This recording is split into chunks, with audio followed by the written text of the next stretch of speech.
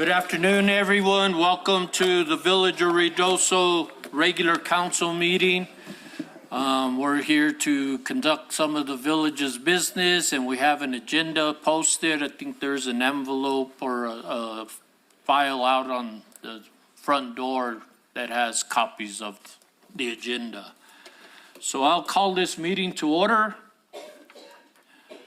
If you would stand with me for a moment of silence, an invocation given by our Councilor Jackson, and then we'll go proceed with the Pledge of Allegiance and the salute to the state flag. Let us pray. The Lord be with you. And also with you. Heavenly Father, we thank you for this day and the blessings of this day, for those in attendance and for those that are near. We ask that our minds be clear and that our voice be pointed in the direction of your will. In these things we pray, Jesus Christ's name, amen. Amen. Amen. Pledge. I pledge allegiance to the flag of the United States of America and to the republic for which it stands, one nation, under God, indivisible, with liberty and justice for all. I salute the flag of the state of New Mexico, the Zia symbol of perfect friendship among united cultures. Thank you. I get them tied up. May I have a roll call, please?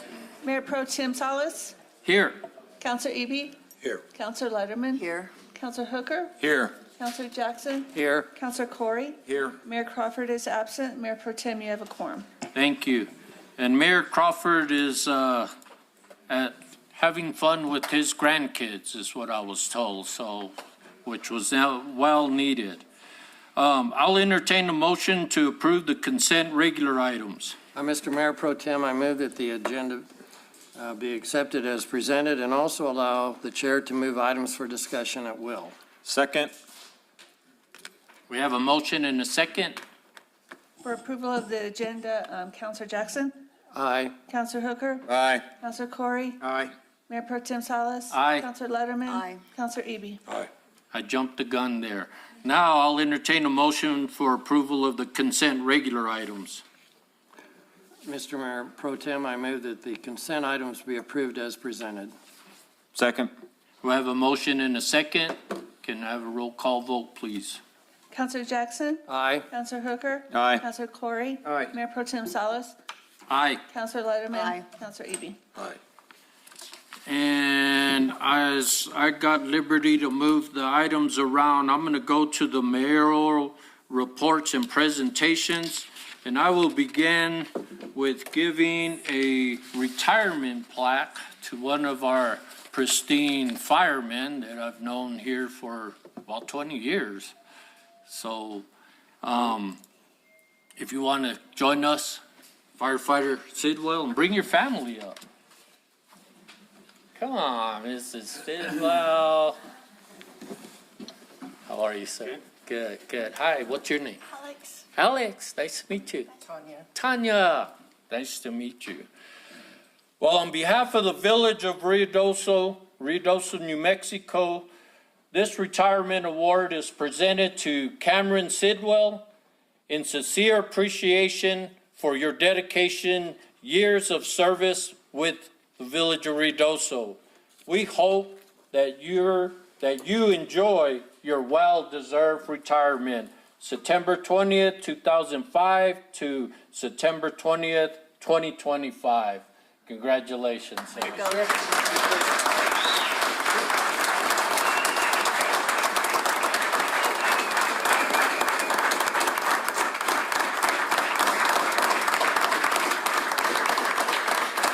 you like to make a statement?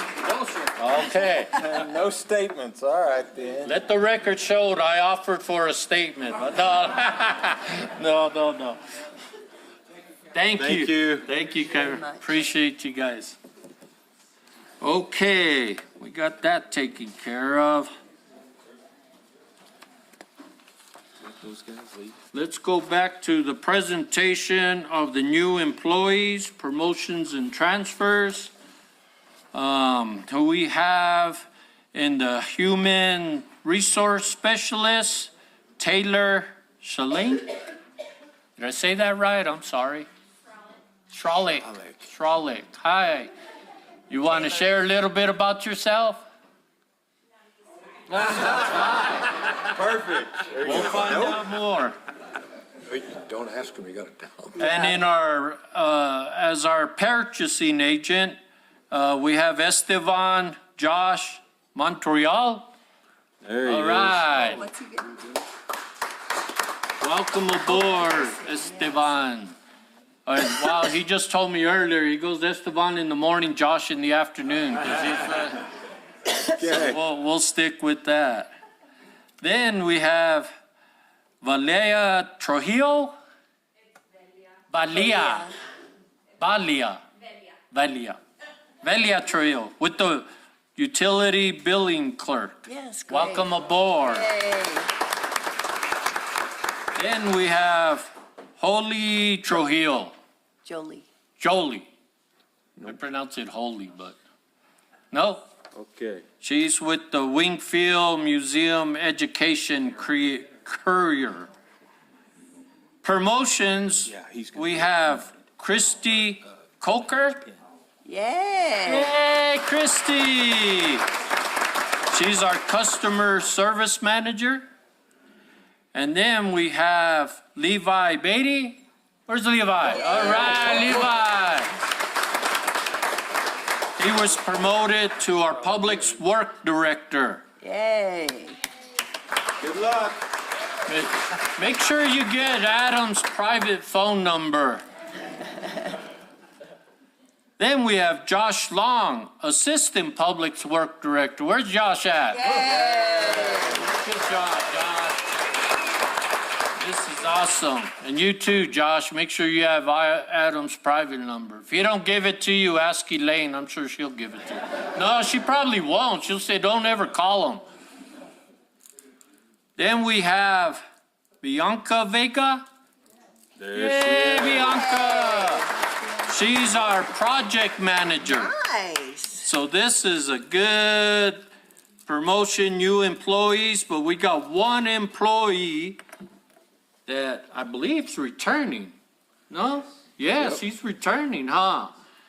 And his name is Randall Kalama as a certified police officer. Yay. Come on Come down. on down, Kalama. Get right up here. We'll swear you in.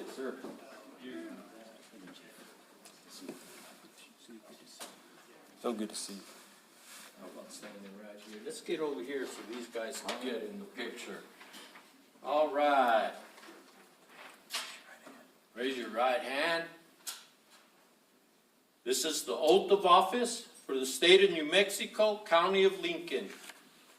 I, Randall Kalama, I, Randall Kalama, having been appointed police officer having been appointed police officer for the village of Ruidoso, for the village of Ruidoso, county of Lincoln, county of Lincoln, state of New Mexico, state of New Mexico, do solemnly swear do solemnly swear that I will support that I will, the, go ahead, that I will support the Constitution of the United States the Constitution of the United States and the Constitution and laws of the state of New Mexico, and the Constitution and laws of the state of New Mexico, and that I will faithfully and impartially that I will faithfully and impartially discharge all the duties discharge all the duties pertaining to my office pertaining to my office to the best of my ability to the best of my ability and belief. and belief. So help me God. So help me God. Congratulations. Yay.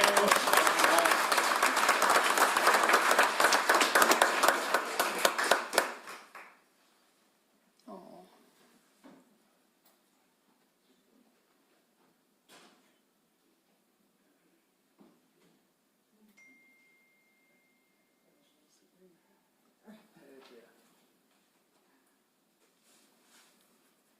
Yeah, got it. Perfect.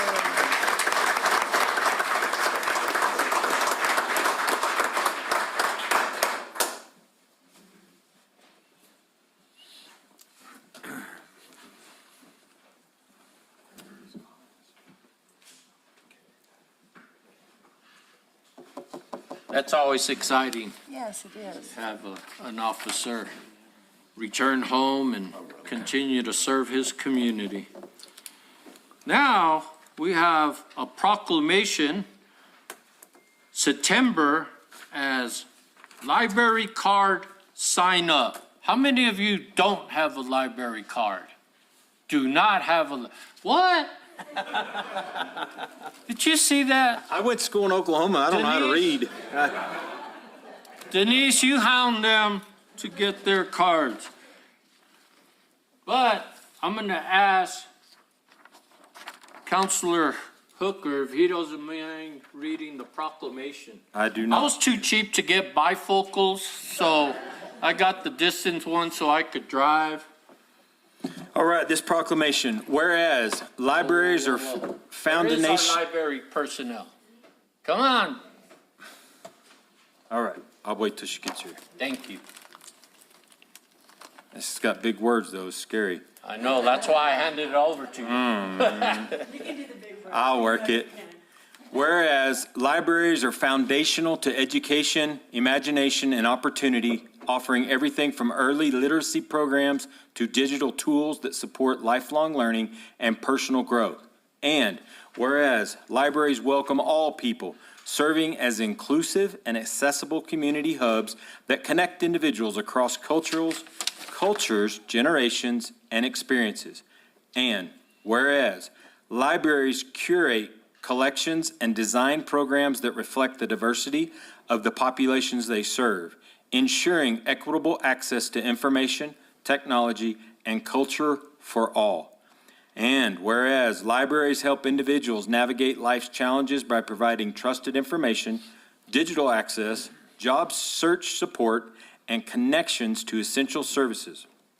And whereas libraries contribute to thriving local economies by equipping job seekers, entrepreneurs, students, and creators with tools and training to succeed. And whereas in times of both crisis and calm, libraries and their staff remain steadfast in supporting and strengthening their communities.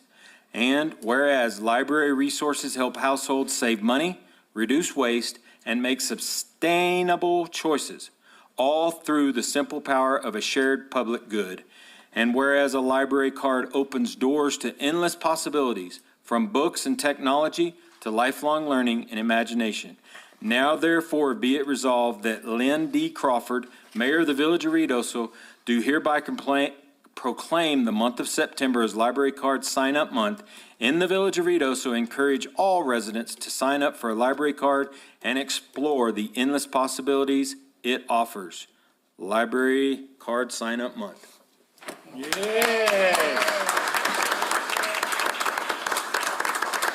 Would you like to say a few words? I'd just like to say, for those of you who cannot make it while we're open to get a card, you can sign up for one online. All right, hear that? Simple and easy. Thank you. Thank you, Denise. Item number 4 on the mayor's presentation, we have an update on the New Mexico Municipal League Annual Conference, and I believe, Gina, you're going to give us that update. I'm going to give you this update. Thank you so much. You're welcome. Can you make sure Good you afternoon. Hi. So as you know, we've been planning, I've been planning just since I've been here, but I think that the village put in the bid 2 years ago and won the bid, is that correct? It's been a couple years. It has Yeah. a couple of years. Right. So anyway, we just kind of started the conference is September 16th through the 18th of September, but the managers' conference or the meeting starts on Monday, is that right? Tuesday. Tuesday, I have not been involved in that planning. I tried and they didn't want me, so. So in front of you, I've kind of just put a little agenda. This is the spouse activities that we're gonna provide for those individuals that are coming with their significant other who are participating in the conference. On Tuesday, we're gonna have a community project from 10 to 2. Golf tournament is happening. It's a shotgun start, starts at 11 o'clock. And then kind of a real leisure welcome at Wingfield at 7 o'clock that night. There's not a lot going on. We thought we'd put out some fire pits. Eddie is working on some reels to run that just have little trailers and clips of different things we've done in Ruidoso, different movies, maybe some interviews, those kinds of things. And then Wednesday, we're starting with an Alto Lake hike and yoga in the morning, and then a historic tour from 9 to 2:30. And the bus will leave from the Ruidoso Convention Center. They're going to go to Lincoln, Fort Stanton, lunch in Capitan, and visiting Smokey Bear Museum, and then back to the Ruidoso Convention Center. And then that evening, Wild West at Wingfield from 5 to 9. And the park opens at 5. The Flying J Wranglers will be performing at 5:30. 6 o'clock, the Chuck Wagon dinner starts, and then from 7 to 9, Clay Hollis is coming to play. So we're pretty excited about that. There's a lot of things going on in the park at that time. We have the Picks and Sticks photo camper will be there. The mayor will be shooting T-shirts out of his T-shirt gun. I have wrapped them so that they don't give somebody a black eye, I hope. So anyway, some of that will be going on. I think Parks and Rec secured a mechanical bull. There'll be a cash bar and security, of course, and then we got some cowboy hats to hand out. And so that's a lot of fun. We have a lot of things going on that night. I think it'll be a lot of fun. And then on both days, on Wednesday and Thursday, we secured a shuttle, a short 25-passenger bus to run a shuttle from the convention center to the Wingfield Museum, then to Country Club Park, and then back to the convention center. And it's just a constant shuttle to take people into Midtown, to be able to shop. I think Yvonne also gave me one of these forms, and these are all the Midtown businesses and some other businesses in Ruidoso that have offered a discount if one of our participants shows their badge. So, and they have to show their badge to get on the bus. I don't really think we'll be just shuttling around the general public, but. And then Thursday, we'll have the 5K run is at the Links, and we'll offer another yoga for those people that don't want to do that. Ginny has offered to be an ambassador for the Spencer Theater Tour from 10 to 2 that day. And then dinner at the Derby, which is kind of a Derby-themed dinner that night at the Jockey Club, and our animal races. The zebras, ostriches, and camels. Real ones? Did you get your Yes. zebra costume? I did. Okay, good. Gina, I was gonna, Yes. somewhere I thought I read a tour of the Smokey Bear Museum. Yes, that's that historic tour on Wednesday. Oh, okay, That's so- what that is. It'll be, yeah. So they'll be able to eat at Oso and then casually walk at their leisure through that gift shop and Smokey Bear Museum. I talked to them today. They're just gonna keep a tally of how many people go in, and so. Nice, okay. Yeah, Good. yeah, it's hard to get people to sign up for these kinds of things while they're Right. registering. So Tuesday, from 3 to 6, at the convention center, we'll have a table, and we'll be signing them up for all the different activities, and the Wings Parks and Rec are gonna be there with us, and we'll help sign up for kind of all these different things. Okay. So, yeah, I think Any it'll, other questions for, Mayor Pro Tem, Really? thank you. oh, you're welcome. Mayor Pro Tem and members of the council, we had a committee, but Gina here was the lead person. She took the task, she moved with it, got it done. I just want to recognize her. She did a great job. Excellent. It looks like fun. What's that? It looks like fun. Oh, I think it'll be a lot of fun. Yeah. I think it'll be a lot of fun. And I have to say that it has been a team effort. Everyone was very helpful because I've never been or seen one, so, yeah, it was really great, so. Good. Thank you. It'll be fun. Thank you. Thank you, Gina. Thank you, Gina. Moving on to item number 5, update on the fire department's high water rescue truck. Chief? Have y'all seen that thing? Mm-hmm. I saw it yesterday passing the fire station. Afternoon, Council, Mayor Pro Tem. Good afternoon. So basically, this truck was given to us by the New Mexico Self-Insurers, and they had this truck sent off. It's a military vehicle that they had sent off and completely refurbished and modified to assist us in water rescues. So this truck can accept 52 inches of water and go right through it. It can actually go more than that and hold up to approximately 50 people, depending on how big they are in the bed of the truck. Wow. I'll be darned. So it's, we're still in the process of doing minor modifications with the self-insurers, the radios, lights, stickering, stuff like that. But, yeah, it's one of the most unique trucks that I've ever had the luxury of driving, but it gets about 2 miles to a gallon. That's what I thought. Where, Chief, where is it gonna be parked? Station 1 right this moment. And Mayor Pro Tem, Yes. Chief, is this, we're keeping this one then? So at first, they said that this was gonna be the one sent to Roswell. Yeah. But last I heard, we're keeping this one. Okay, that's why when you said you're gonna put stuff on it, I was like, well, if we're gonna keep it, then right on. Well, and then there was a little confusion yesterday, day before, because they said they wanted to just stick magnets on it, and I didn't know if that was because they possibly wanted to give it to Roswell, because that was the initial plan, or if they just want to keep it to where they can take it off just in case they need to ship it somewhere else, because they do own it. Sure. And we have another plan on that also, but I'll get with Chief on that. Oh, gotcha. Being able to address it and put our emblems or whatnot, so. Mayor Pro Tem, Chief, how do they get in it with that kind of clearance? No, it climbs. They got those little rope stairs. Oh, In the back, you can't really see it, but that white part, it's not a curb, it's that special ramp Oh. that they have on the back of that thing. So that's you can back and people can actually self-extricate. so I'm confident it won't do wheelies, but is it four-wheel steering and four-wheel drive, No, it just, front wheel steer, front wheel? but all six are rotating, so it's six-wheel Gotcha. drive. Thank you. Okay. I hope we don't ever have to use it. We've already had to use it, actually. We've already made 2 rescues with it. Wow. All those big floods that came on the north side of town the other day, we had, Oh, that's right. I forgot about that. Any other questions for the chief? No, man. Great. Thank you very much, Chief. Thank you, Chief. Appreciate all your hard work. Next item, update on the Rio Ruidoso Watershed Base Plan Project, meeting to be held September 23rd, 2025.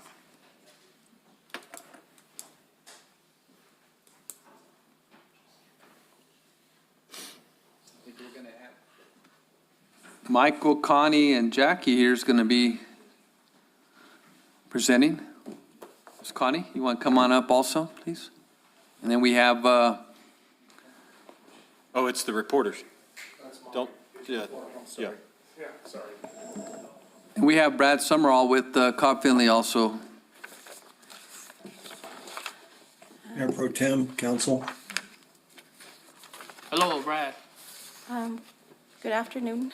The Watershed Base Plan Project is a project that me and Brad and Michael have been working on for a bit, and it started since last year, right? So I have Brad online so that he can give you an explanation of what this whole project is about. Brad, are you online? Yvonne, you I want? am Jackie. Can you hear me? Yes, we can hear you. Yes.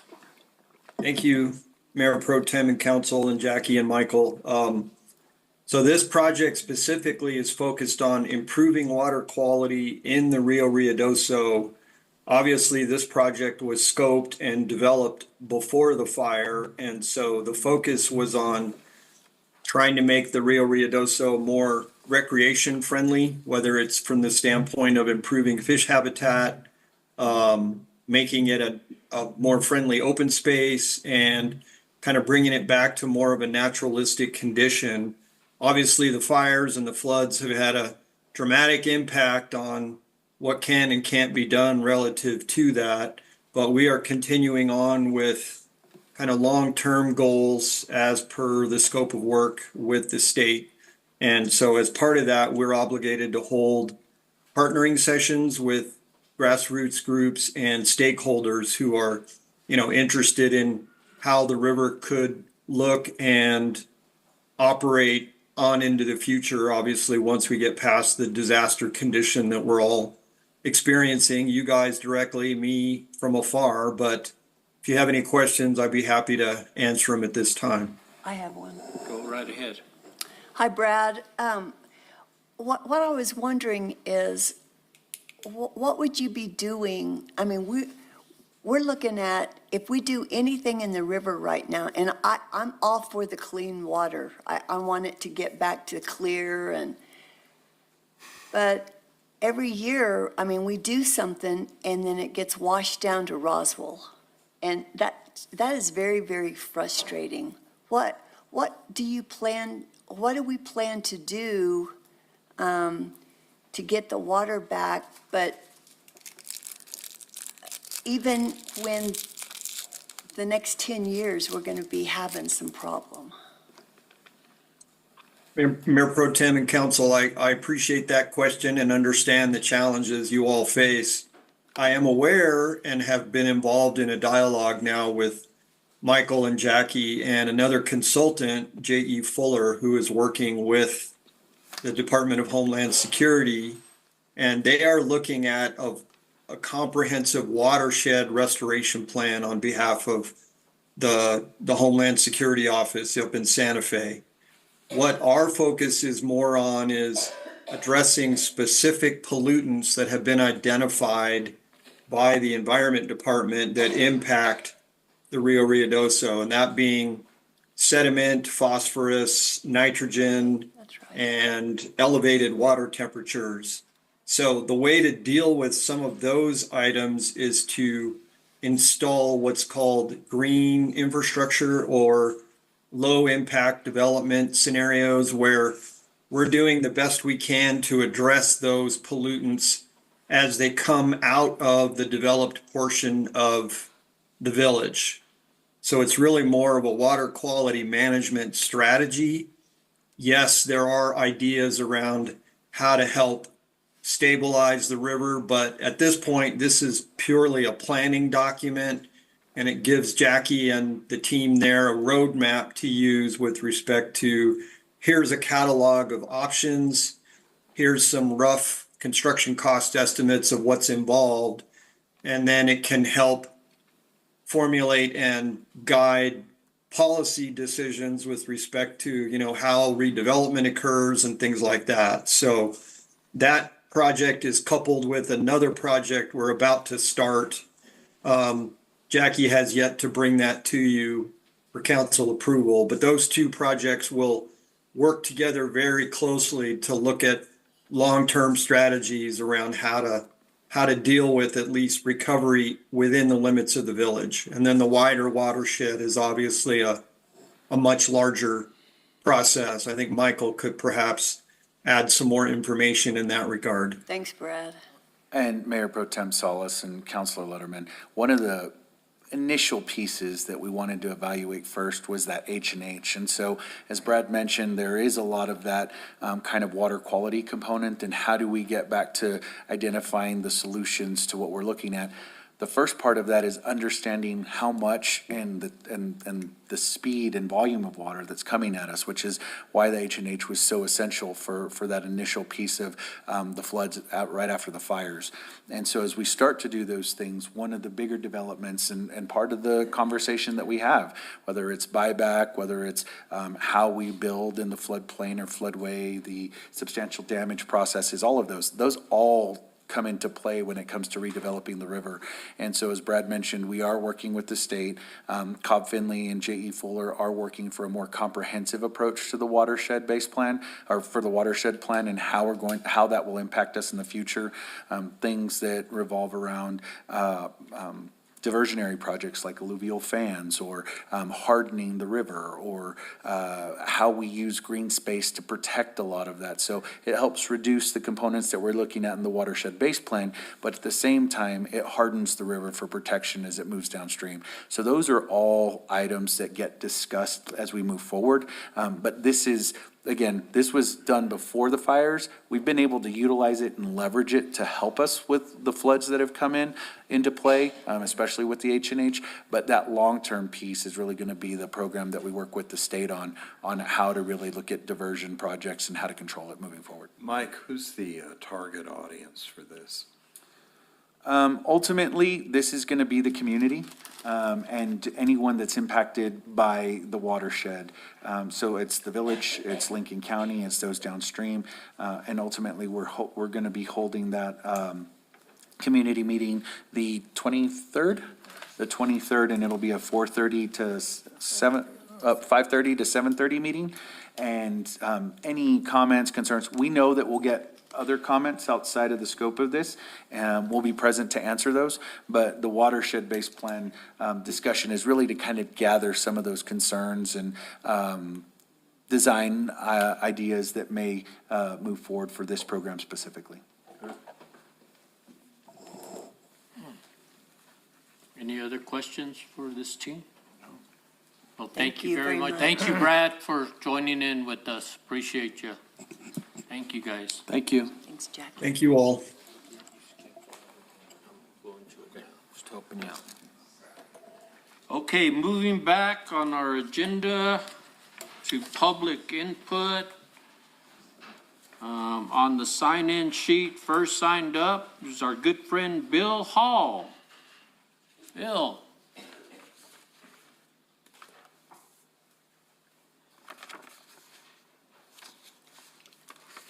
Said I get a special 30 minutes today. I'm the timekeeper Oh, today, you're buddy. the- You just lost a minute.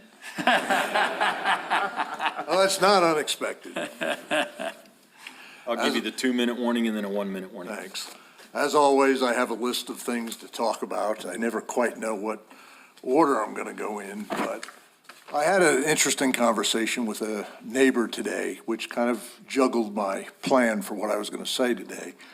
But one of the things that becomes immediately apparent if you're here with everything we've gone through in the last year and a half, 2 years with the fires and the floods, whether you like it or not, the perception beyond this room or beyond, as I said, most of the people that are dealing with the problem is that things are mismanaged, money's stolen, and they have no idea where money goes. Now, I'm fairly good at looking and finding stuff on the internet, and I could find a few things as far as what's going on. But I want to remind you and encourage you as a governing body, you need to use social media to promote the truth, the facts. When there's no easy way to find out, for example, let's just take, what was it, last year the governor said, we got $100 million. Well, what's the reality of that? If you ask, and this is the question I asked my neighbors, she said, I don't know. I don't know what happened to it. Was it spent? Was it not spent? The challenge, what we're not doing to get a better perception or the perception of the true truth is saying, hey, on this station, the news station said we got 100 million. Christy Nome was here, we got 14 million. What was it for? What was it spent? Is it spent? I mean, I understand between obligated and that, but is it spent? Has the contractor been paid? You need to have a simple graphic or summary to be able to do that so that people can understand that and know how to find it easily. Listen, I eventually found the list of all the projects that are ongoing and all that. Do you know how hard that is to find? It shouldn't be hard to find that. So what I'm trying to get across to y'all is, although you do great jobs with Monday in the morning with the mayors, it's awesome, but it's not the only solution. You need to be as aggressive on social media as some of the craziness is out there. I'll remind you, social media elected a president. It's a powerful tool. We need to use it to be able to present, hey, here's what's really going on, here's what was spent. And yeah, I know there's a lot of money that hasn't been spent and hasn't been obligated, but people in the void of not having a way to get good, accurate information are gonna fill the void with bullshit. You know that and I know that, but you have to be aggressive about saying, hey, here's the real story. I think we need to do a better job of that because it is a good story. It's a story of challenge. It's a story of struggle, but we need to let people know that and not let them assume stupid stuff because that's what happens. I mean, you like it or not, that's social media, but we can use it to better use Facebook, Instagram, all of them to put out, hey, here's the truth. 2 minutes, okay. So enough with that topic. The other thing, as I said, I know is we're changing and going to the new software for short-term rentals and all that. I will encourage you, and this was the encouragement of many people as we develop this. The software is one part. If you do not enforce what I will call the miscreants who don't want to get a permit, won't get a permit, and said, hell no, I'll never get a permit. If you don't pursue the miscreants, you're going to have problems. So, I mean, all the software in the world won't solve that problem, because we know we've got close to 500 or so unlicensed Airbnbs in this village. So that was the other thing. Of course, then always my push for lodger's tax, disc golf, 2 more courses, world championships in 2 years. Come on, guys, get one built this fall, get one built next spring. I've already heard from Matt when he was on the radio. They got places that build them. Be proactive. Yes, grants are great. Ron's great at that as well, and so is Matt. But grants are fickle. They're subject to state politics. Lodger's tax, you can do it and be proactive. And I'll cut it short at that. Thanks, Darren. Thank you, Bill. Next, we have Maria Benavides. Maria. Silence, sorry. Just making sure this isn't laying in the middle of your Oh, that's fine. That's okay. Sorry, I'm still dealing with my chest from all that stuff up there.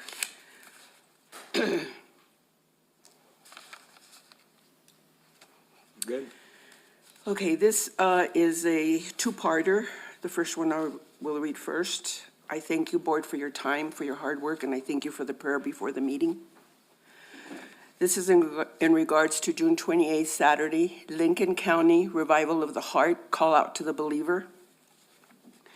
Number 1 on the first part, Father was told that no events, nothing above Christmas or Halloween should be that important. Number 2, then when he chose date of June 28th, he was told no, the racetrack has opening day that day. That went on for about 3.5 months. Finally, was told that if the state DOT approved, then Ruidoso Village will approve. State DOT approved it immediately. Number 3, police department, God bless them, forgot about him.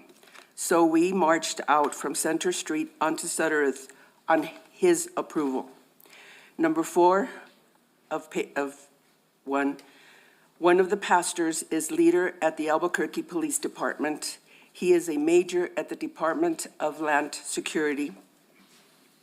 He was able to help us and march out to Suttereth because the police department kept telling us they did not know of any event or march for the day of the 28th.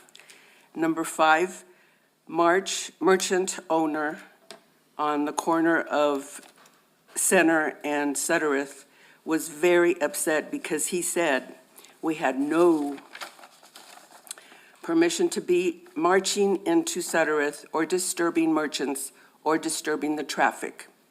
He was extremely disrespectful to Father and to Pastor.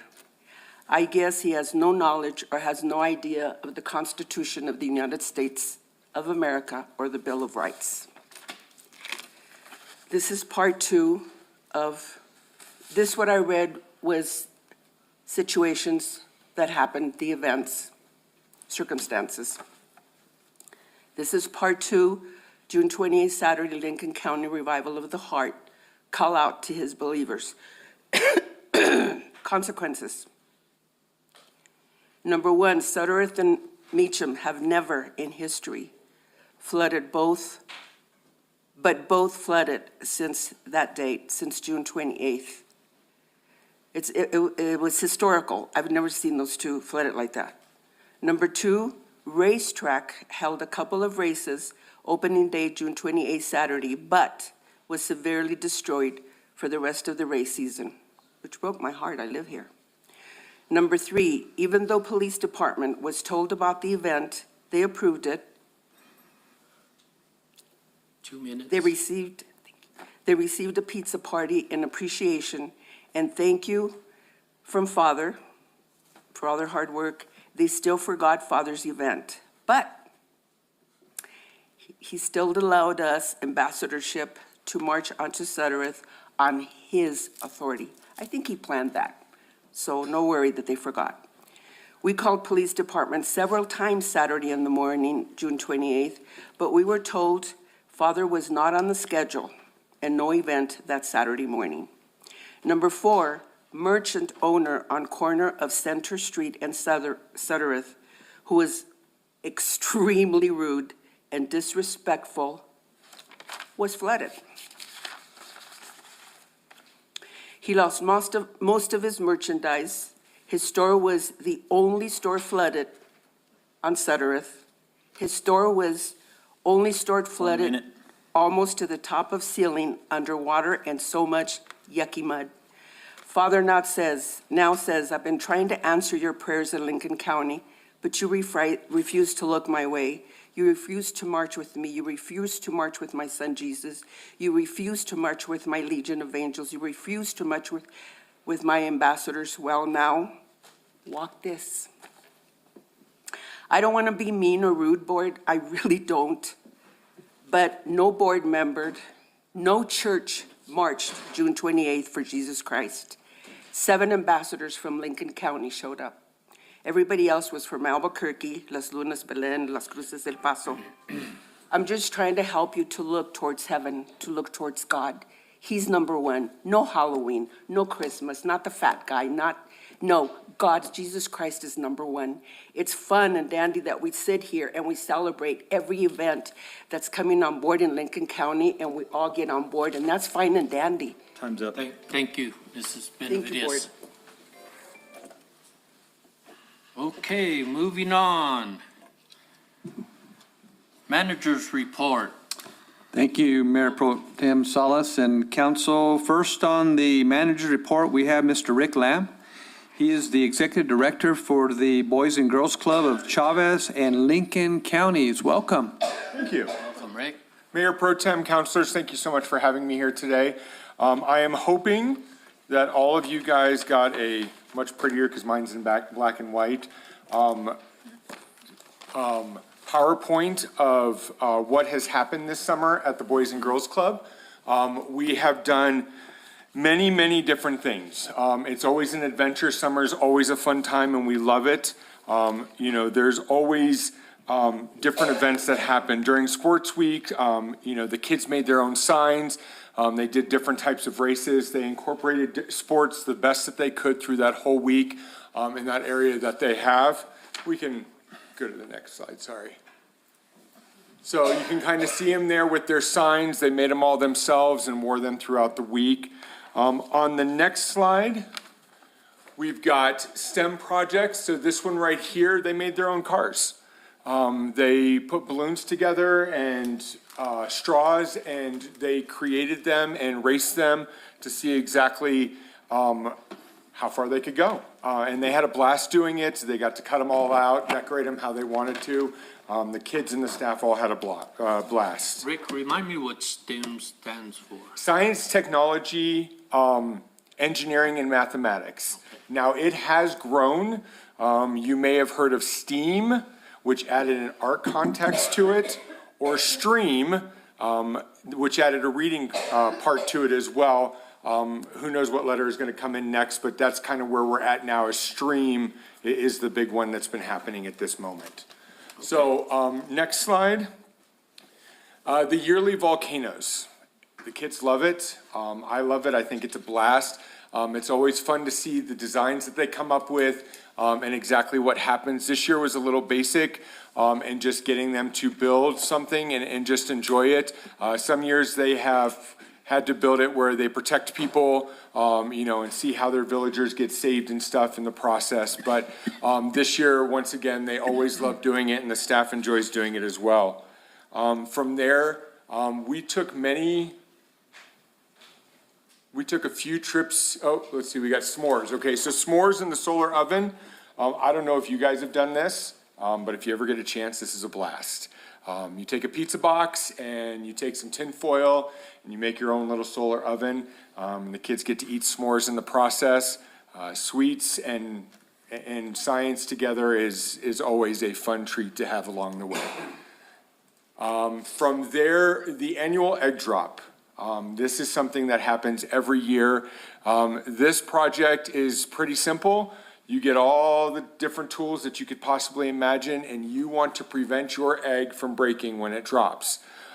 This really incorporates an engineering aspect to it, but it also lets the kids just have fun. And then Miss Cheyenne, our operations officer, got up on the roof there and dropped them off, and some of them survived and some of them didn't. From here, we took trips to the park. We took trips to the movie theater. We took trips around town and everything. But especially here, we wanted them to spend some time in nature. We took a bag lunch and let them spend a good chunk of the day there so they could play around and just get out and get that nice ruidoso fresh air running through their lungs and just really enjoy themselves. From here, they did go swimming, but then there was also a lot of water days as well. You know, they had water guns, they had water balloons, staff got wet in the process, which always makes for an interesting adventure. But you have to have water during the summer. I think it's almost a requirement when it comes to summer days, and so they definitely incorporated it very, very well here. We have been working very diligently since the spring to build a garden. It didn't really produce anything this year, but the kids got to go out there. They pulled weeds, they put dirt in the ground, they dug in the dirt. I was always told when I was younger that there is a bacteria in dirt that makes you happy when you dig in dirt. And the kids had a blast while doing it.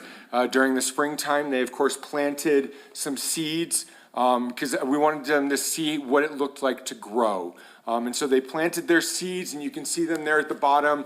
We had them in the window while the weather was still, warm to cold and back and forth. And then they went out and actually started planting them. And they had a true blast doing it. This is something that we continue to look forward to going forward. We did work with ICANN this past year, New Mexico State ICANN. They have been coming and working with the kids on healthy choices, putting the garden together, different things like that. Depending on funding after December will depend on if we can still work with them, but we will definitely have a garden each and every year so that these kids can truly see what can come from taking some hard work and working in some dirt.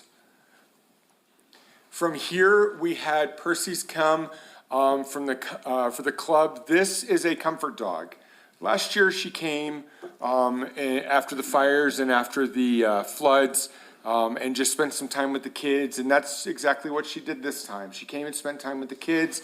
They got to love on her, they got to read to her, they just got to spend time with an animal. And I don't know about you, but I love dogs and I love animals, and it fills your heart with joy when you get to do something like that. And the kids just had a true blast being able to do that. On the next slide, so this is during, this is one of the art projects that they did. They did vision boards. They made dinosaurs and masks and wanted to, choose what dinosaur they wanted to be and roam around and just have fun with it and everything. They watercolored and made different designs there, and you can see on the left-hand side I'm going to forget what they're called now, some jellyfish there. They actually learned all about jellyfish that day. They watched some videos and they had some conversations and they talked about it, and then they got to draw their own and just really kind of enhance the entire concept of jellyfish in general and the fish that live in the sea and how they are so different from animals that live on land and how they change in different ways. If you've ever looked into jellyfish, there is tons of different sizes and all kinds of stuff. They had a blast doing all of this. On the next one, so esports is always a big fun thing for the kids. They get on the computer. We had some dancing going on. Minecraft is always fun, but with Minecraft, it's always building. We want that engineering aspect to it, and we work with a company out of Oregon, and they do all kinds of different builds. They have built spaceships. They have built tree houses. Back in December, they had a snowball fight with Roswell. They built it all up, they built their snowballs and everything, and then they jumped on and they fought each other, and they all had a fun time with it. And then you can see over on the left-hand side here, that's a program called Clever Crazes. I've talked about it a few different times. This is a big hit with the kids. And the funnest part about all of it is, this is where that stream comes in. They're doing science, technology, reading, engineering, art, and math. But they're winning stuff in the process. Just by spending time and learning, we have had kids win $10 gift cards. We have had kids win backpacks. We've had kids wear brand new pairs of shoes just by playing a game. It's a phenomenal program. The kids love it. And we definitely plan on keeping it for a long time, as long as they're still going around. Literacy is a never-ending game for us. We want the kids to know how to read. I read a study once that by 3rd grade, that's where they decide how many beds they need in a prison. If I can do anything, and if this staff can do anything, we're gonna have as many kids reading as humanly possible, and we're gonna do everything we possibly can. We're always bringing in new books. We get a grant from Dollar General. Each year, we've got it the last couple years, that helps us to bring new books in, so that there's more ways that these kids can read. This year, we brought in quantities of the same book, so that now they can sit down and they can read different pages as they're going along, and actually hear each other read and stay on the same page and those sorts of things along the way. But literacy is always a staple. It has been from before I started, and it will continue to be a staple, because we really want to make sure that kids understand the importance of reading and the fun that comes in reading. I mean, you guys, this is Library Card Month. It's a huge thing for me, and I love that these kids are getting more and more into it each and every day. And then from here, so the kids made bouncy balls. This was during STEM week, and they loved this. So you had some basics, you had cornstarch and some glue, and I think some baking powder and a couple other ingredients, and they made their own bouncy balls. And then, as you can see on the left side and then kind of in the middle, they bounced those balls, and whose ball bounced higher throughout the process. We made some competition out of it. We added some science into it, and the kids had a blast, and they got tons and tons of pictures and everything. It really is a fun, STEM week is probably one of the funnest weeks that they have, because of all the different things that the program director puts together to help them enjoy all of these different fields, but learn at the exact same time. Is that the last one? No. I don't remember. Okay. Cooking classes. We don't have them tons, but we do have them. And we want the kids to learn the science of cooking. Cooking is a science just as much as building a bouncy ball or dropping an egg from a building, and learning how ingredients work together, and learning that sometimes you can put things together that just do not taste good. And sometimes you can put things together that taste amazing, and how that all works in the process. And the kids really, really enjoyed it. They have made salsa, they made egg, little quiches, they've made different things, pretzels even on there. And just had a blast doing it. And then, of course, you cannot have a cooking class unless you don't sit down and eat it afterwards. There's always a taste test process to all of it. And then the last one is, during the last week, we taught the kids how to put up a tent. We taught them what it's like to sit by a fire and everything. And yeah, we have our fake little fire there and stuff. But, the basics of camping. Who doesn't love camping? I'm sorry if you don't love camping. I don't know. I love camping. I love being out in the wilderness. I've got a couple times this fall where I'm going to be going camping with my family and everything. And it is such a fun time. And learning these basic skills of how to put up a tent and how to just basically start a fire, those are some skills that you could spend memories and memories with for the rest of your life. So that was what happened this summer. That was the last one, right? Okay. So I do want to get to a couple policies and a couple procedures that we put together since the last time we talked. Councilor Letterman, I love your questions, truly. Thank you so much for them. And it became very, very apparent that we needed to do something about what happens when we get really bad inclement weather.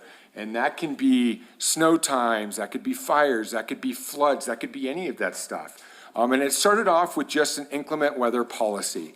And we got this approved back in March. So this is effective now, and it will be effective during this winter time. And the basics of this really come down to, if school gets canceled for any reason, we want to do everything we can to be open for these families. So the very first thing we're going to do is, we're going to figure out how many staff members can we get in.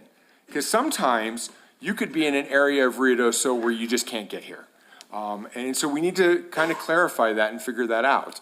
The other part of that too is how quickly can they get there, so that we can figure out, one, when can we open?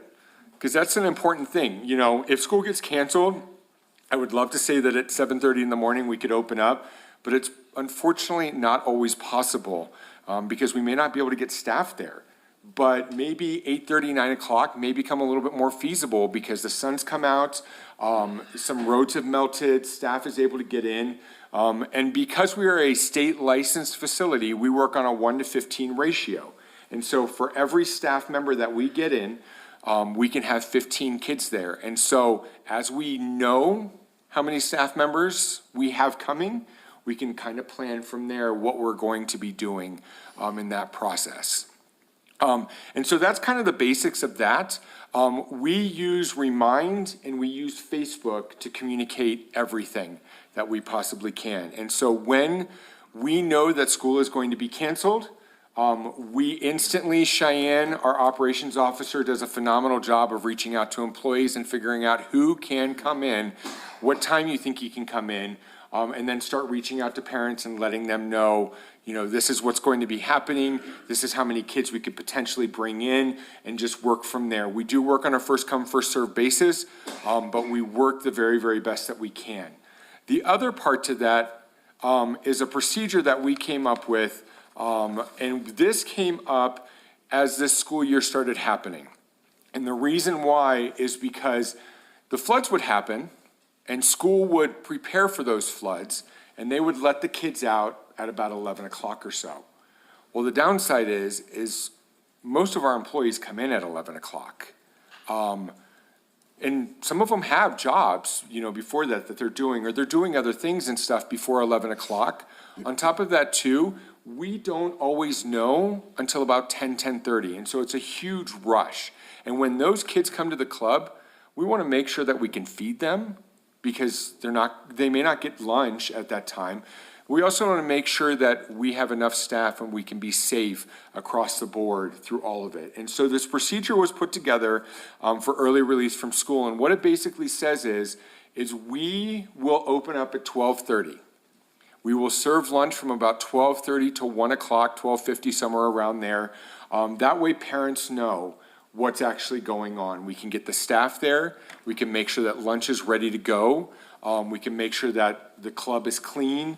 And we're prepared, and we've got programs ready too. A lot of times during these days, we have programs set up from about 2:30 till 6 p.m. Well, there's a big difference between 2:30 and even 12:30. And so it gives our program director a little bit of a time to sit down, put together some programs so the kids have things to do, and we're not just doing a free-for-all, do whatever you want to do scenario, because that's never in our books to do.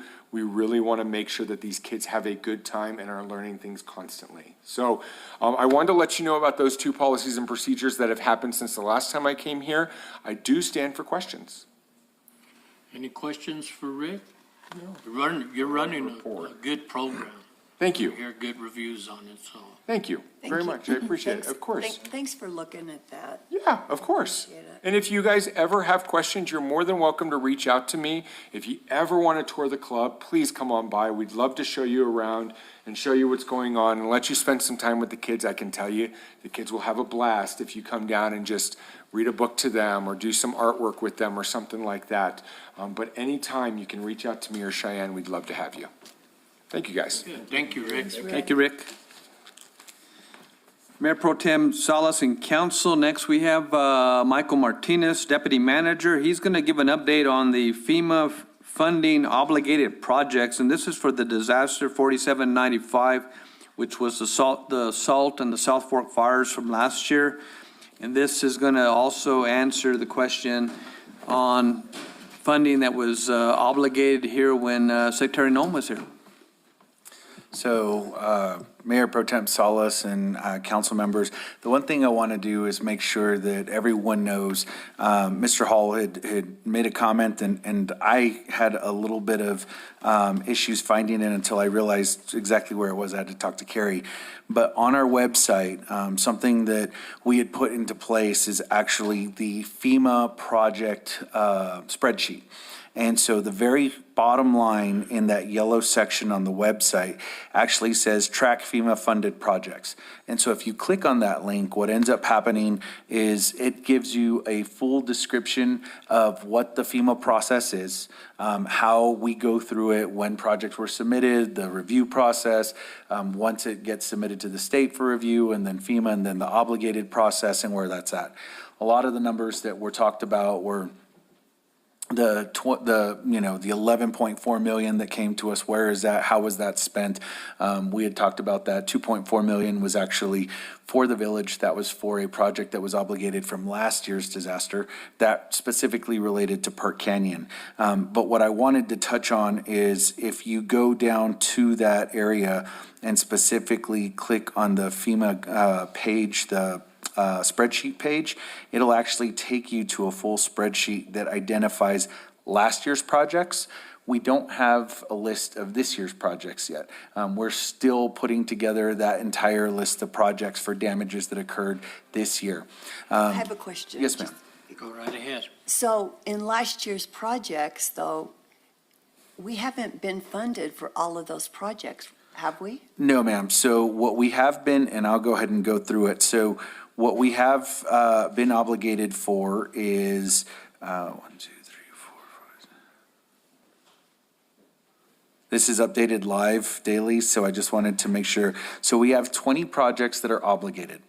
What that means is that FEMA has basically granted access to funds to the state.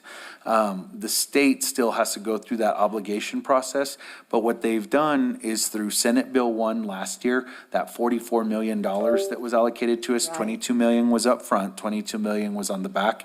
We are allowed to draw down on those funds to be able to start moving forward on the engineering side.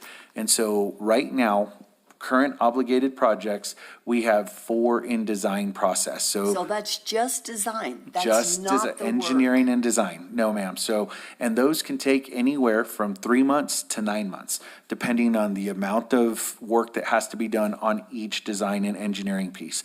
Again, a single project can have anywhere from 50 to 300 culverts, can have 5 to 25 roads, can have a significant amount of infrastructure. And so all of those things are things we're trying to track together. So when we say we're doing a design on a project, I go back to the H&H and the volume that was created and what that water is. We've submitted those projects to be reviewed.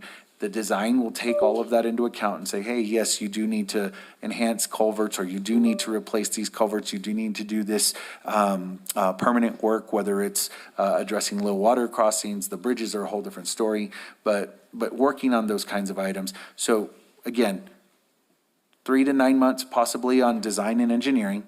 And then we can, if once approved, once those designs are approved, then we can turn around and go out for bid for construction. So it won't be till early spring till we at least see some of the first permanent work being done, if not till much later, June, July, or August of next year. And obviously that's during monsoon season, so it is dependent on the weather.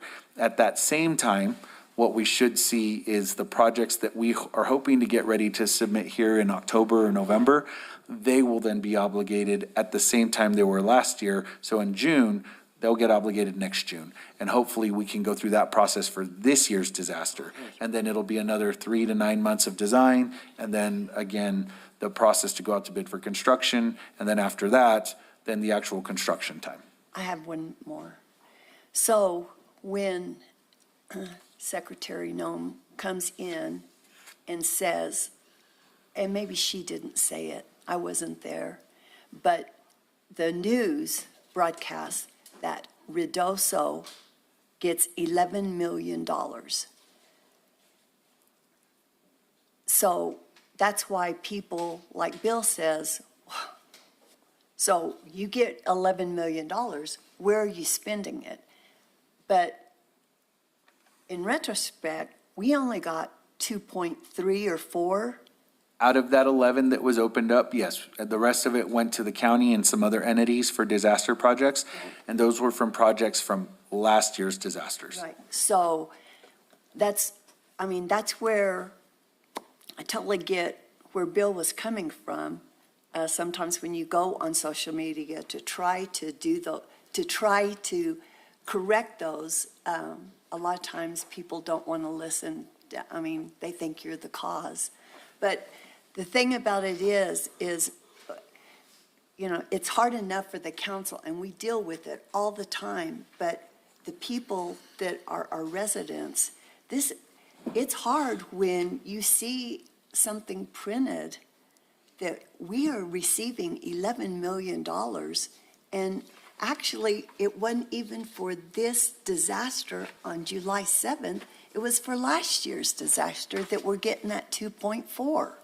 And as you mentioned, ma'am, I think the initial wording, and don't quote me on this, but we can go back, but I think when it originally came out, it did say for New Mexico, Lincoln County, and Ruidoso was 11.4 million was opened up. And Okay. quickly, it was Okay. jumped on that 11.4 I just million saw it, is I think, available for on Ruidoso. Channel 7 News Yes. that we're getting $11 million. I got all excited. I knew but I thank you very much. I'll let you go ahead, but I wanted to stop you there because I think it's important that people realize that we are having to show them the projects, and then they get engineered, and we're a long way from doing work. So one of the things that I really like to clarify, especially being up here, is there's an idea that we have money today that we're spending. In reality, the money that we are spending has either been general fund monies. So we have used almost $5 million that we're basically in the red for because we haven't been reimbursed for it. Ron has done an amazing job in working with DFA to get emergency grant funds to do emergency work, 2.3, right around $3 million in emergency funds that's assisted us in doing emergency work. What that means is those grants are helping to offset the costs that are coming out of general fund, but it's only emergency work that we're allowed to do. So when someone says, oh, you didn't fix this from last year, well, we didn't fix it from last year because we're only allowed to do emergency work until we're approved and obligated and we go through that full design. So when someone says, why didn't you fix Upper Canyon last year? We couldn't. We had to only do emergency work, and that's what we're allowed to do by law. And so moving forward, that's the only thing we're going to be allowed to do. Every time there's a disaster, basically for 9 months, you do emergency work. You address it as much as you can, but when another disaster comes, it directly impacts it, and it does tear up that emergency work. And so those are the issues that we deal with. From a financing standpoint, the disaster projects from last year, FEMA's estimate was roughly 29 million. And so we believe we have a significant amount more than that. Just the sewer alone is probably closer to 80 to 100 with everything that has to be done. So we're submitting those projects. The other infrastructure pieces, road pieces, easily would come up to additional 40. So between 140, 150 is the conservative estimate. There's still probably a significant amount more that's out there. But the estimate for FEMA is 29. Which is not a bad thing because they do pay us on actuals. And so as we move forward, the 44 million that's out there, we'll be able to use moving forward. And then once that gets expended, the other funds, we're hoping what the federal government's approach is this time is they will give us half of the funds up front to try and use. So on top of the 44, we should get more funds. Once those run out, we would have to request more. Again, that is a concept that is being discussed. It's not what's going to happen. So once we finish the 44 million, there may be a situation where we may not have any more funds unless we start using things like Senate Bill 31, which is a revolving loan fund, which is for disasters specifically. We're working through that process as well. But having the initial amount of funds to actually do the work is probably the biggest hurdle that we will face in the coming years. And honestly, as a counselor, I am very proud of our finance department, our manager, because there are a lot of communities that could not take from their general fund and to help people. And so I'm very proud of that we're able to help that way, because we would be sitting here on our thumbs, waiting. And it's not just the fixing of those emergency infrastructure pieces, it's also the response. I mean, the EOC does run on multiple hour processes. You also have fire and police that are responding. That's a significant impact that happens to the general fund as well, because you have a portion of that that's documented and it's reimbursable. We will have to submit that, but we may not get reimbursed for 9 to 12 to 15 months just on the EOC operations. And so those are concerning, because what do you tell a resident if you say, I don't have the money anymore to run the intermittent response piece? If it floods tomorrow and you can't pay overtime, how do we work that? And so those are things that we definitely are planning for and we're working with, but those are reimbursements that we're seeking as well. Are there any questions related to the projects, the amounts, or that process? No. Thank you very much, Michael. Thank you. Mike, if you just want to stay there with, next going to be on update on clean and lean properties. Also, Alex going to provide afterwards on short-term rentals. Mr. Alex, good afternoon.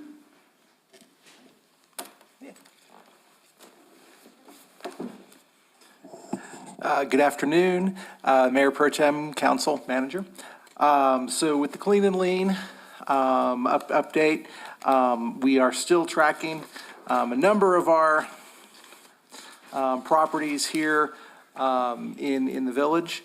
I don't think I got you, unfortunately, I didn't get you the right presentation. So that's on me with that. So I'll just go through as I got 205 Swallow, the first slide. Okay, so, all right, so with 205 Swallow, so the Hart one that you show there, they're still doing fine there. So 205 Swallow, we know there is a new property owner here that we are mostly through code enforcement working with there to be sure that they can bring this property up, bring it into compliance. They'll work with community development on any permitting issues that are necessary there.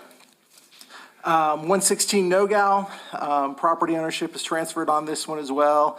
And code enforcement has reached out about the high weeds as well as the property being vacant. And so then getting registered through our vacant building process there. 1116 Sudderth. We have the vacant building permit that has now been put into place. With that, the owner is still working on making some improvements to this. All the permits necessary have been obtained, and we are continuing to work with that owner there. 109 Hickory. The update on this is the property was submitted to court. It is still working its way through the court process as of this date. 154 Spruce. This was back in June, found to be open. It has been cleared by the code officers, and they are working toward getting that vacant building permit. If we don't do that, we will move forward through the court process if we do not see progress soon on that. 114 Davis. The property has been cleaned up, and there's no additional action at this time.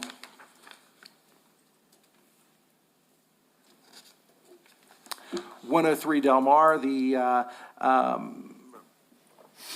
property does continue to make improvements. Everything there has been permitted, and it is mostly with the Community Development Department and the building department, the building division, following up with the inspections necessary to ensure that the work is being done per code. 202 Brady Canyon. That is a property that was vacant secured. It was located in the flood hazard zone. I think that property is still, is where it is. 616. Wait a minute, yeah. what do you mean by that? It is where it is. I will have to admit that this was something that this was the Bobby Simpson, that he did the information on that, and he did not provide anything different in regard to this property. Okay. Mike, do you know of anything on, from DRC or on that one there through the state? Because that was one they were looking at.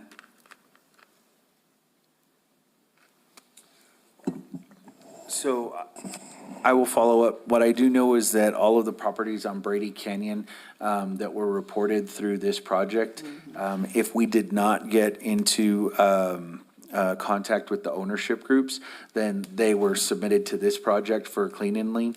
And so we should be working through the court process on this.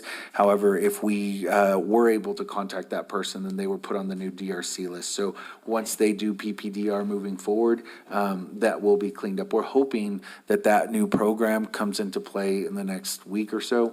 That's what we've been hearing, but we are still waiting for the confirmation on that. Okay.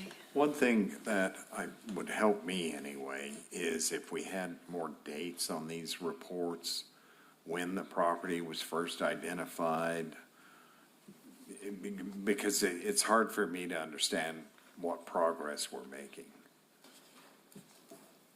Understood with that. So typically, okay, I'll just, and I'll note that for next time, we'll have more background.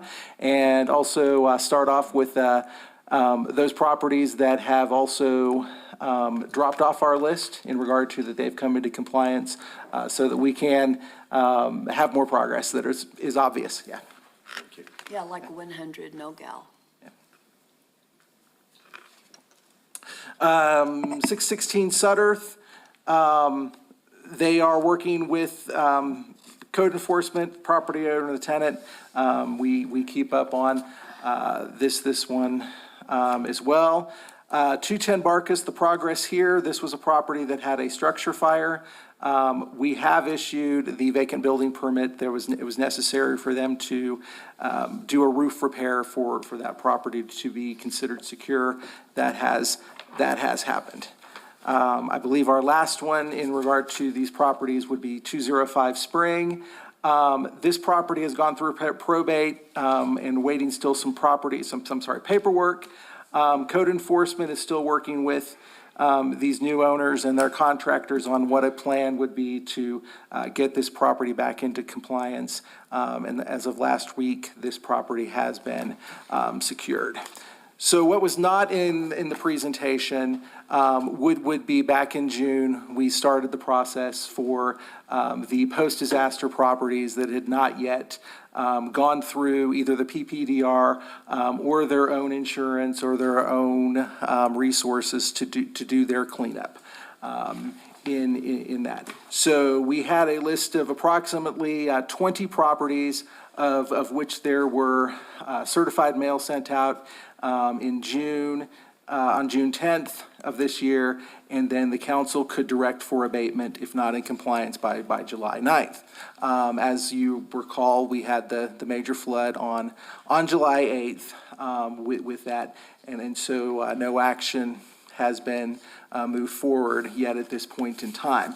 Code enforcement has been monitoring these properties, and I'll walk through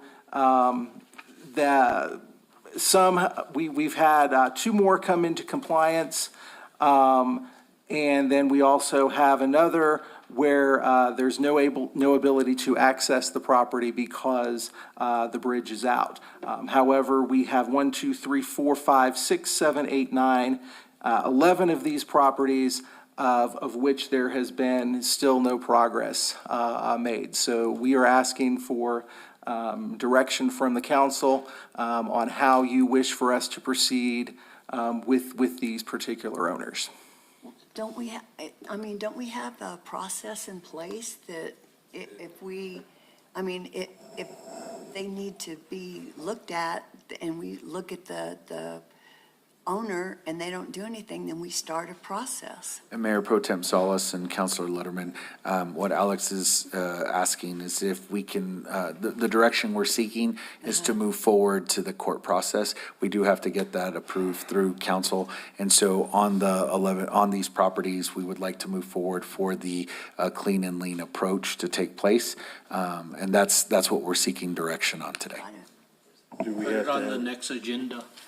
Yeah, because we have to have an ability to make action. Yeah. It's by resolution we have to do it by, so we'll have So, to get yeah. that. And Put if, it on the next Ron, and Alex, if we could get a timeline on the next report, it'll make it easier. Yeah, it will understand. help, because, I'm interested in how long is it taking from the time that, and I know there's a process, 45 days, blah, blah, blah, blah, blah. But, just to say, they're being taken care of, that doesn't give me much information. And so just as an example, Mayor Pro Tem Salas and councilors, 100 No-Gal, for example. So every 30 days, there has to be some level of work. It has to be continuous. That's defined legally. And so continuous can be, did they move a brick? Are they putting paint on? So as you remember in that address, they have 4 years basically to improve everything that's been done. And so the last portion of that was the roof. And so they're slowly working on that roof to the point to where you almost don't see progress. But progress can be in the shape of, we purchased the materials. Here's here are the receipts. It's supposed to be 18 weeks till we receive that information, or till we receive those products. So we can't start the work until this date. They get that time frame to start that work. And so those are the things that I think we'll be more responsive to. But We'll we create are that keeping up spreadsheet. with that. Yes, ma'am. And so we'll make sure that we have that spreadsheet as we move forward. Councilor Corey will make sure that that timeline is put in place. We do have 2 or 3 spreadsheets that we have. I don't think that were shared necessarily, but we'll make sure that those are adjusted. And then the item, I think, and again, I think this was an update on where we were at.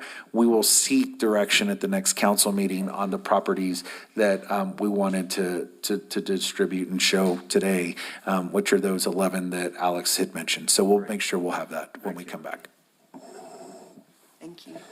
You're welcome. Are there any other questions that you may have about items? Okay, then I will address the short-term rental program. We were anticipating having this software up and going. In the handoff, we had a struggle with our current provider providing data so that we could get to our new provider and shutting down the program. So that happened last week.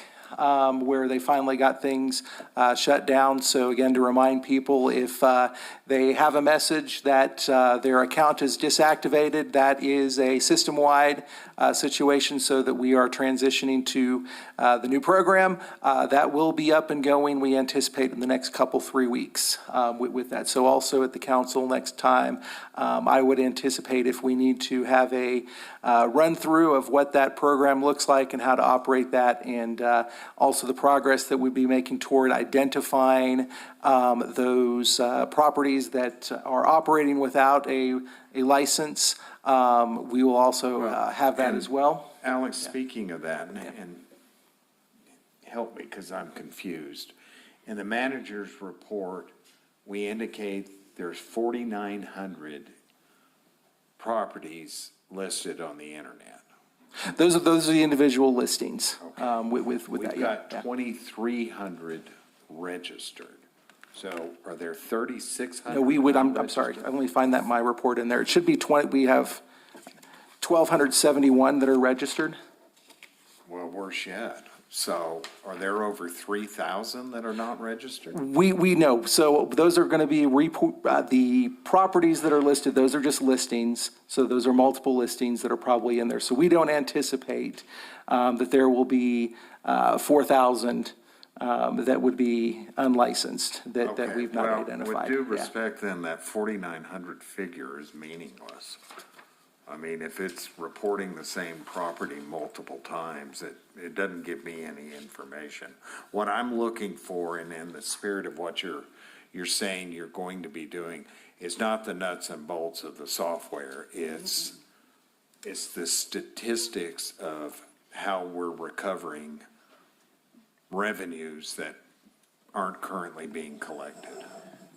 And Mayor Pro Tem Salas and Councilor Corey, I think what we'll do next time, and again, we'll have this report a little bit better. So the numbers that are being displayed are what the information is shared from the actual system itself initially.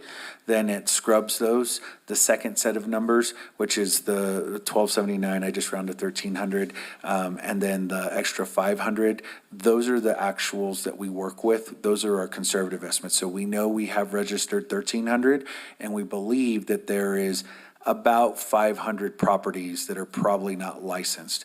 Once we do that scrubbing of the 4,000 properties, which is duplicates, that's how that 500 number is established. Right. And then those are the ones that we'll go after. So what we'll do is we'll break it down into an executive report that shows total numbers, and then we'll show actuals or numbers that we work with, and then what happens from there so that it's a little bit clearer.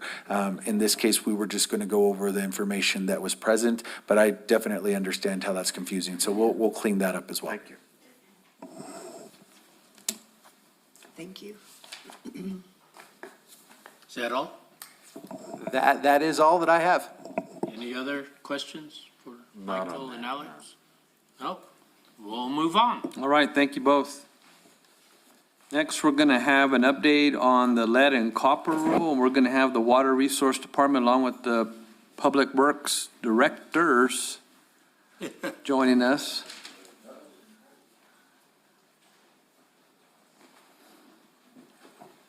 Look at all these faces.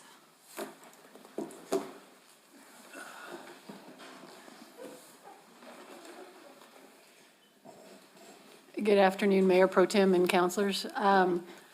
Every year, the EPA requires cities and towns and water systems to send out information on lead and copper in their system.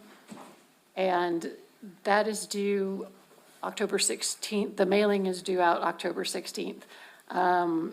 We have to check the waters at all of the schools and childcare facilities. We have to sample regularly. And also, we have to figure out an inventory of water lines that have or could have lead or copper in them. So that is what we are here to show you, how we are doing this. And I'm going to hand it off, I believe, to Jackie. You go to the next slide, please. Yeah. Here is a deadline of the items that we have to submit. The first one is for October 16th of this year. We have to mail out all the notices to the residents, well, people who own properties here in Ruidoso. And then November 1st, 2027, it's the deadline to submit all the inventory and to start service, replacing all the lines if there is, I guess if they do have lead or they are galvanized. Jackie, what does that notice say? This notice, it's just letting the public know that they're, it's not saying that there is lead, it's just saying that that it's just a survey that we are doing to let them know that in case there is some galvanized pipes, we do have to get those replaced. Mayor Pro Tem Salas, Councilor Corey. So in the surveys that we're sending out, it's basically having the homeowners help us by sending something back in saying, my pipes were replaced on this date, this is the type of pipe that I have on my side.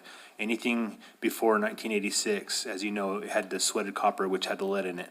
Or a galvanized pipe is a positive hit because we don't know what kind of fittings they actually have in that pipe.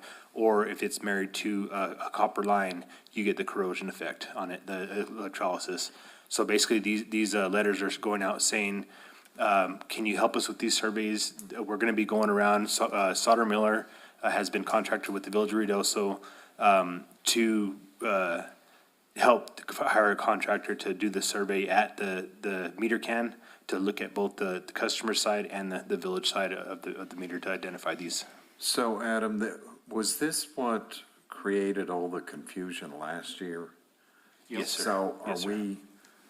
So that was the thing. Forgive me for stumbling for words, but are we gonna do a better job Yes, that's what we're. explaining it this time? Mayor Pro Tem Salas, Councilor Corey, last year when they had the notice out, we were getting the letters out. We're gonna, a lot of the addresses, they pulled all the addresses, we sent them off. We've been preparing for this. We have Sauter Miller on board with us, and we're gonna be sending them out. They're only gonna go out to the addresses that say unknowns on it. So that's where and whenever last year when we sent them out, then we got notice that they jumped the gun a little bit on that, the EPA, so this year they want to send that out again because they said it's due like in 2027. A lot of we're gonna go through the timeline here, but yes, we're gonna work on that. It was confusing, but we're not the only entity that was confused. It was all over the nation. Sure. And we had other water municipalities we spoke to at our infrastructure conference meeting last year, and everybody was just like, wow. So for the general public, if you don't get a letter, you don't need to worry about it. That's correct. Okay. Yep. Okay, are we gonna get that communicated out? Because I know I had talked to a couple of people last year that were worried they didn't get a letter. Yes, Mayor Pro Tem Salas, Councilor Corey will work with our consultant on that also and our PIO, and we're gonna put a lot of information out. That's why we wanted to great. present this, and we'll do it again in October meeting because that's the deadline's gonna hit. Okay. And so the goal is to have this done in 10 years. Yes, by 2030, we should be completing the whole entire replacement of the pipes. And that's our 2037, I'm goal, sorry. on our side or for everybody? Okay. So along with those lines, like Connie said, we're gonna, Randy has, our water production department has a testing schedule, which we do every year. I think it's 36 tests we do each year for lead and copper and other things. But we are putting these schools and daycares on that list because that's one of the mandates for EPA. Yeah, okay.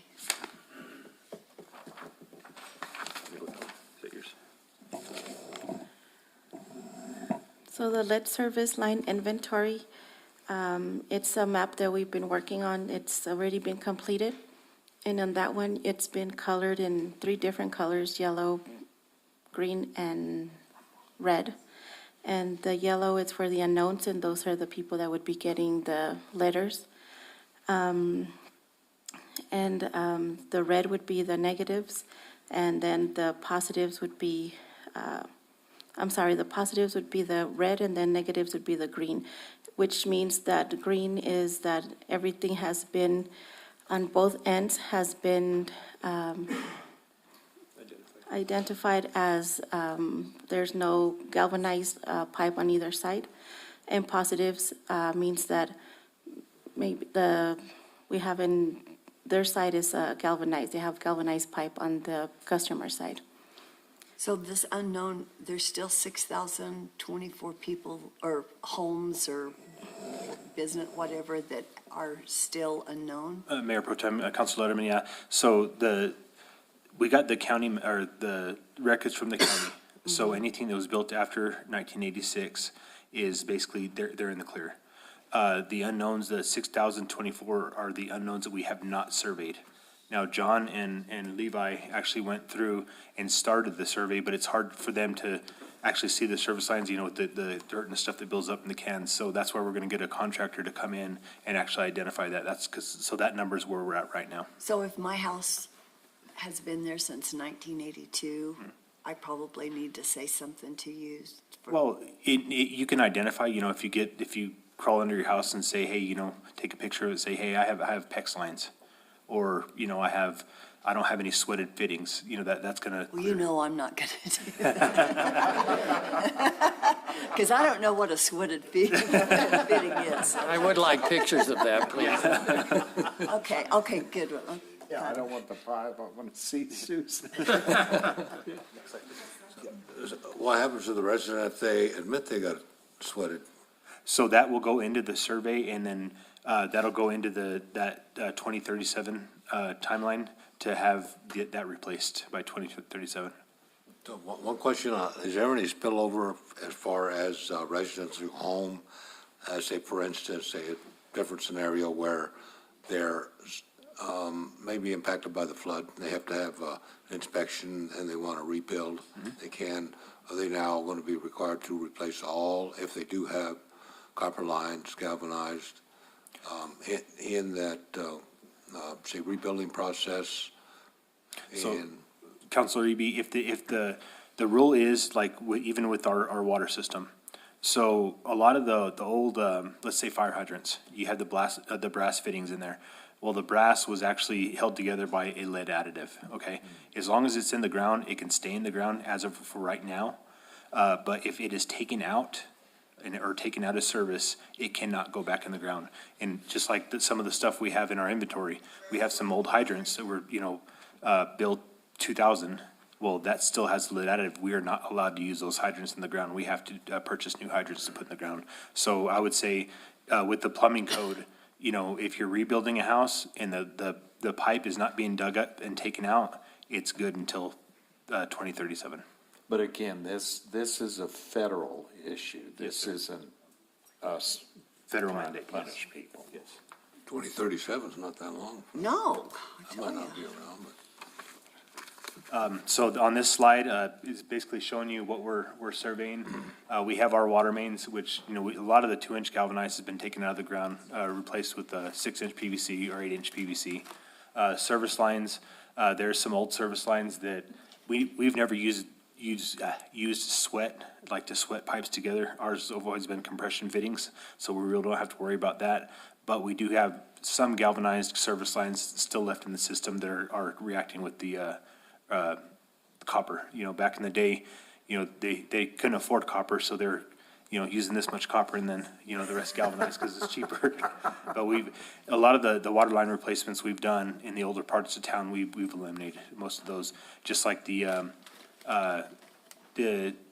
replacement we did on Paradise Canyon. The main line was good. It's a cast iron line, but all the service lines were galvanized 2-inch stub outs. So we replaced them with PEX. Is that you, the funny?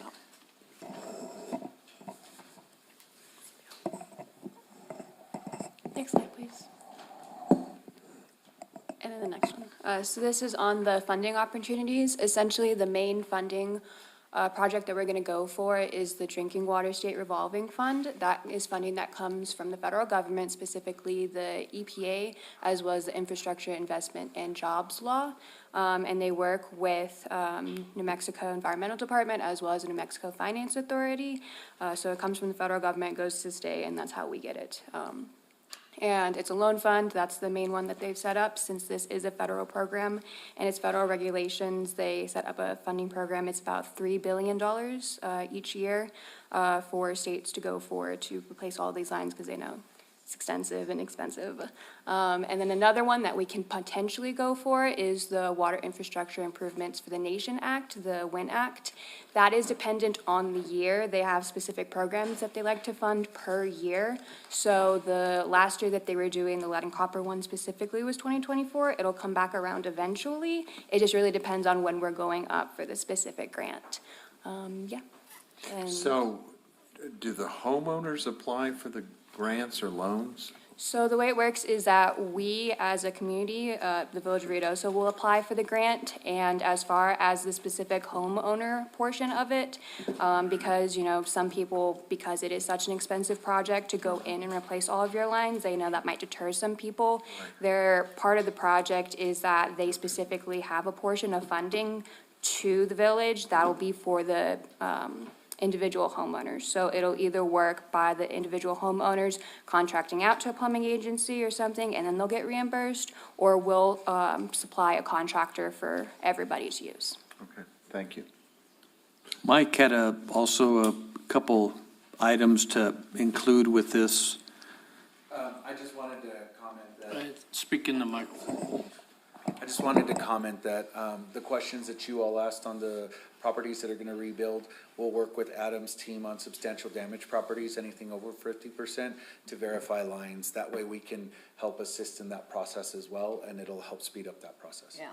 I was going to ask on this here that, you know, with the sewer line, that people with, let's say, if they could just show a certain low income, that they could get assistance. Is this going to be available for this also?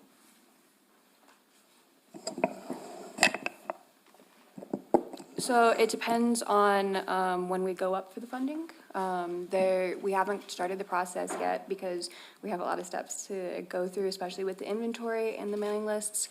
But ideally, the way they've set it up is to be able to assist all of the different homeowners, especially the ones that are low income. And that's where the portion of it where like we would supply the contractor and it wouldn't be of any cost to the homeowner. So it would just be all on our side and we would get that money from the funding. Thank you. And Mayor Pro Tem Salas, members of the council, something that the village will work on getting additional information. As you can see, it's going to be a lot, especially if there's, you know, water lines within the village, within our water lines and all the service lines. I was talking to Adam, I said, if say Councilor Eby's house, and he has his lines in his concrete, he's going to have to rip it out of his slab, you know, off the, you know, and things like that. So there's a lot of unknowns with this when it comes to a lot of this, but we're going to work on that, and we have a plan, and we'll continue to inform the council.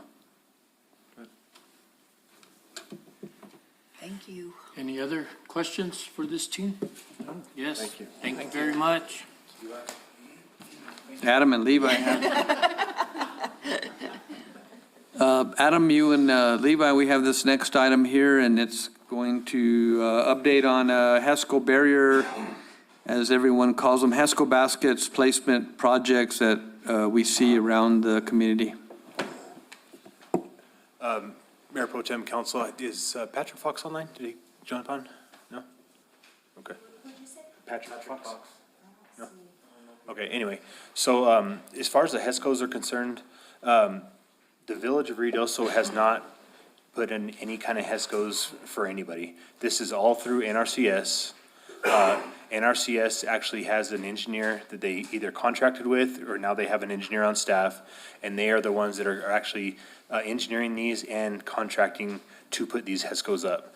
Now, they have been working with Mark Coker on the floodplain and making sure that, you know, they're not flooding out anybody else's home and stuff like that. So I think, from what I understand, they're pretty much wrapped up on putting any kind of more HESCOs on, Mike. So as of last week, NRCS's program had ended. They are no longer, because of funding, they're no longer putting up new HESCO basket projects, from what we were told. They will finish out any previous HESCO basket projects that they had scheduled, that were previously funded.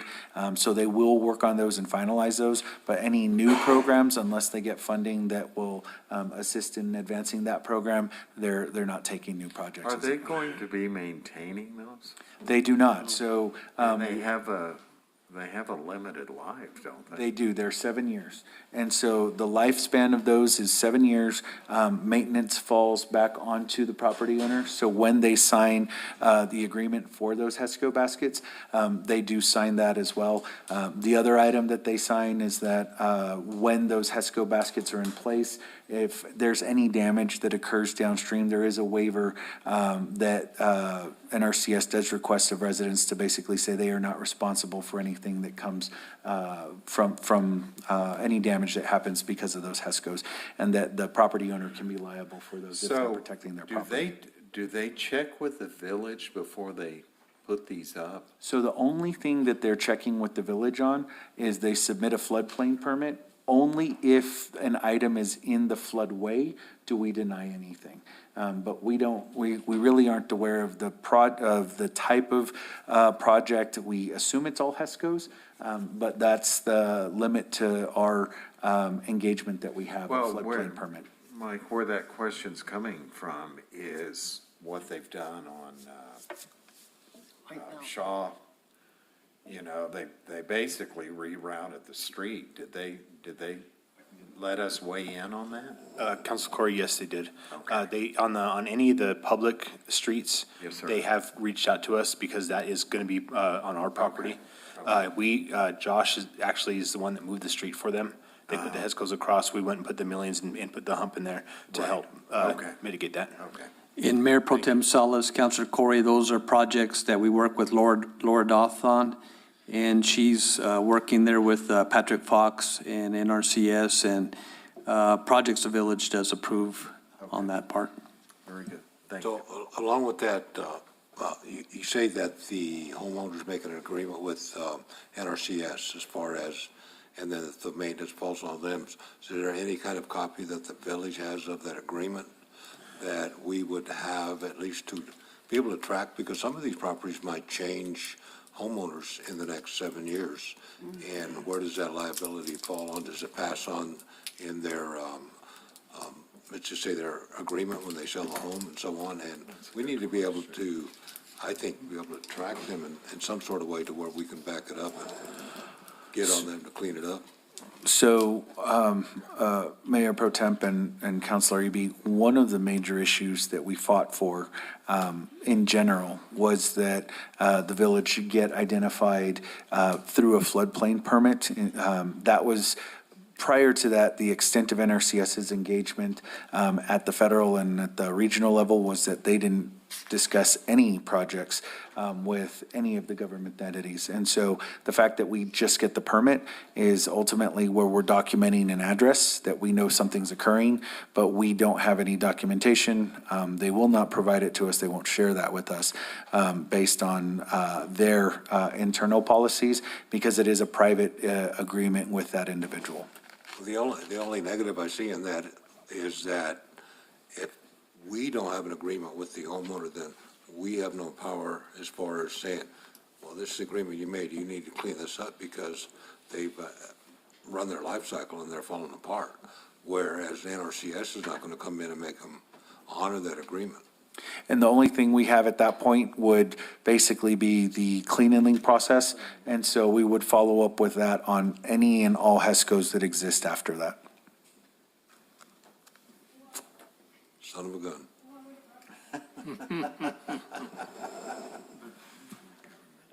Any further questions from the council on these baskets? No. No? Well, thank you very much, gentlemen. All right, final update is going to be on the Sierra Blanca Regional Airport. We have projects going on. We also have, and that's Mr. Baker, Lee Baker. We also have our engineering consultants here with us today also. So, and thank you for being here. Stay in the background. Good afternoon. Good afternoon.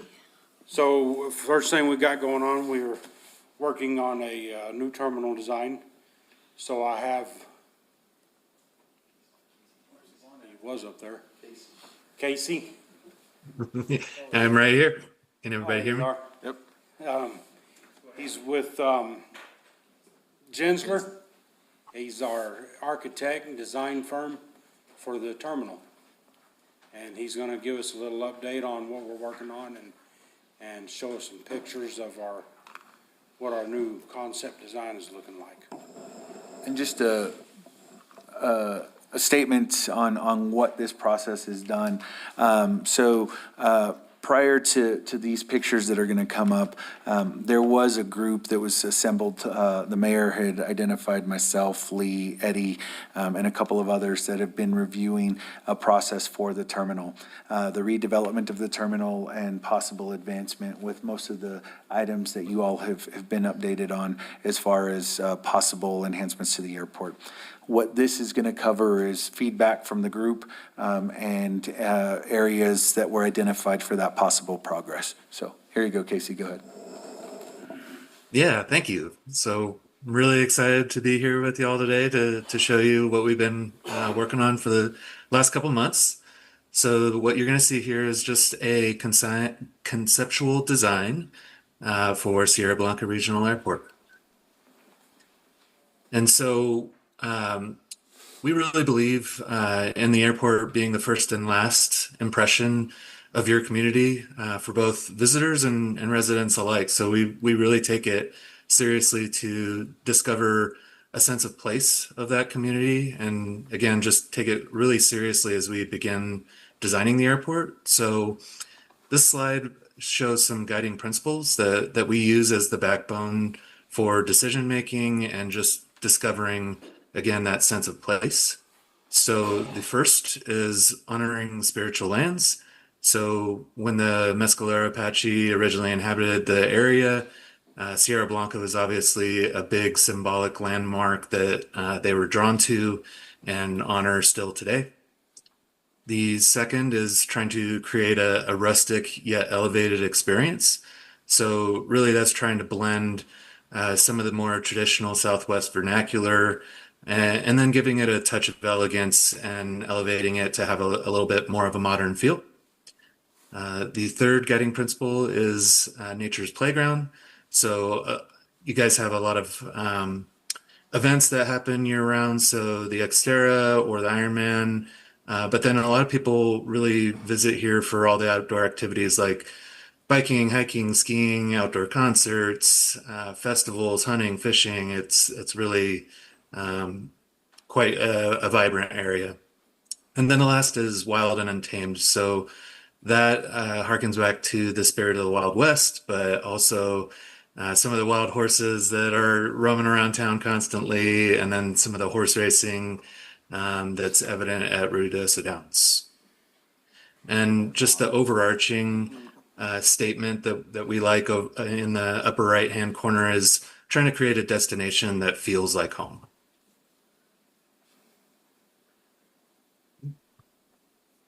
Away.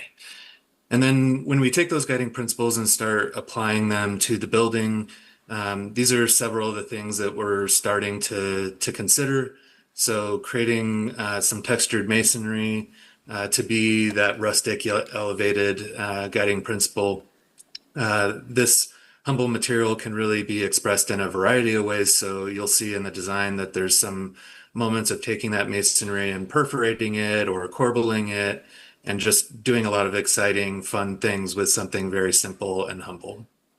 Another one is really trying to create some very expansive views in all directions.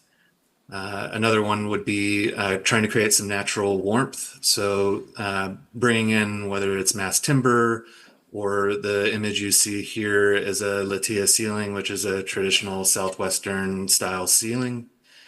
And then the last one is using a hearth as a gathering element to really create a cozy and welcoming hospitality vibe. Now we have arrived to the airport, the site specifically, and what you are struck by immediately is just the epic views in almost every direction. But there's a couple that are really highlighted here. The first is off to the west, being that peak view of Sierra Blanca, which is just absolutely magical. And then the Capitan Mountains are pretty prevalent in the foreground as well to the northeast. So you'll see our building really wants to celebrate and highlight those in a major way. This here is the site, so we can describe the scope of the project a little bit more. What you see, if you can see my cursor, is the new Sierra Blanca Regional Airport terminal.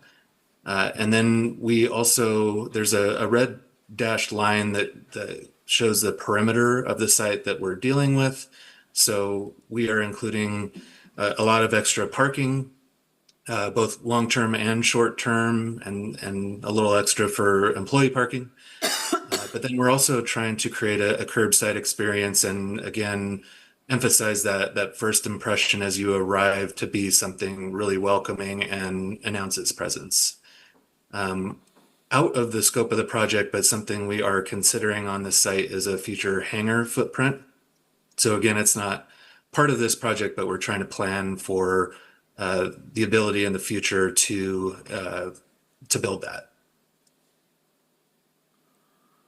And then this is just a diagram showing that the view of the Sierra Blanca wasn't quite on axis to the building as we originally thought. It actually cuts through diagonally. So in a second, you'll see why that's important in the floor plan. But this is just a diagram showing that we wanted to cut a main access through directly to Sierra Blanca. And with that diagonal cut through just a simple rectangular footprint, it gave us the ability to really separate some of the private back of house space to the left, and then some of the public areas to the right. And then this is the floor plan. So I'll try to walk you through all the different components here. But as you walk in the front door, again, this main access cuts through an entry vestibule, and then there's also a vestibule out to the airfield that aligns with that central corridor cutting diagonally. This main central corridor is also intentionally very open to a very large passenger lounge where you can sit and wait comfortably for your flight. But then to the left here, it's also open to the service desk, the fuel office, and rental car areas, which all have counter space and all visible to both the passenger lounge and the airfield, so that visibility is super important both functionally and experientially. Another thing to highlight here off to the right is that hearth experience. So you'll see in some of the renderings here in a second that fireplace is the anchor to the east of the passenger lounge, but it is also central to an outdoor patio as well. So it's really a gathering spot that creates a variety of experiences, both indoor and outdoor. We're also including some large restrooms that are adjacent to the passenger lounge here in the upper right. And then behind all those service counters that I mentioned earlier, there's a pilot lounge, but then there's also several offices as well as baggage storage for incoming flights, as well as a conference and break room that are all, again, part of that back of house cluster of spaces. And then the red line that I've highlighted here is all glazing. So again, as you walk in, that initial first impression of seeing the views to Sierra Blanca, you're struck by immediately, and you get to experience the entire time you're in the lounge. And then now we have moved upstairs. So there's a central stair here that comes up to a cafe.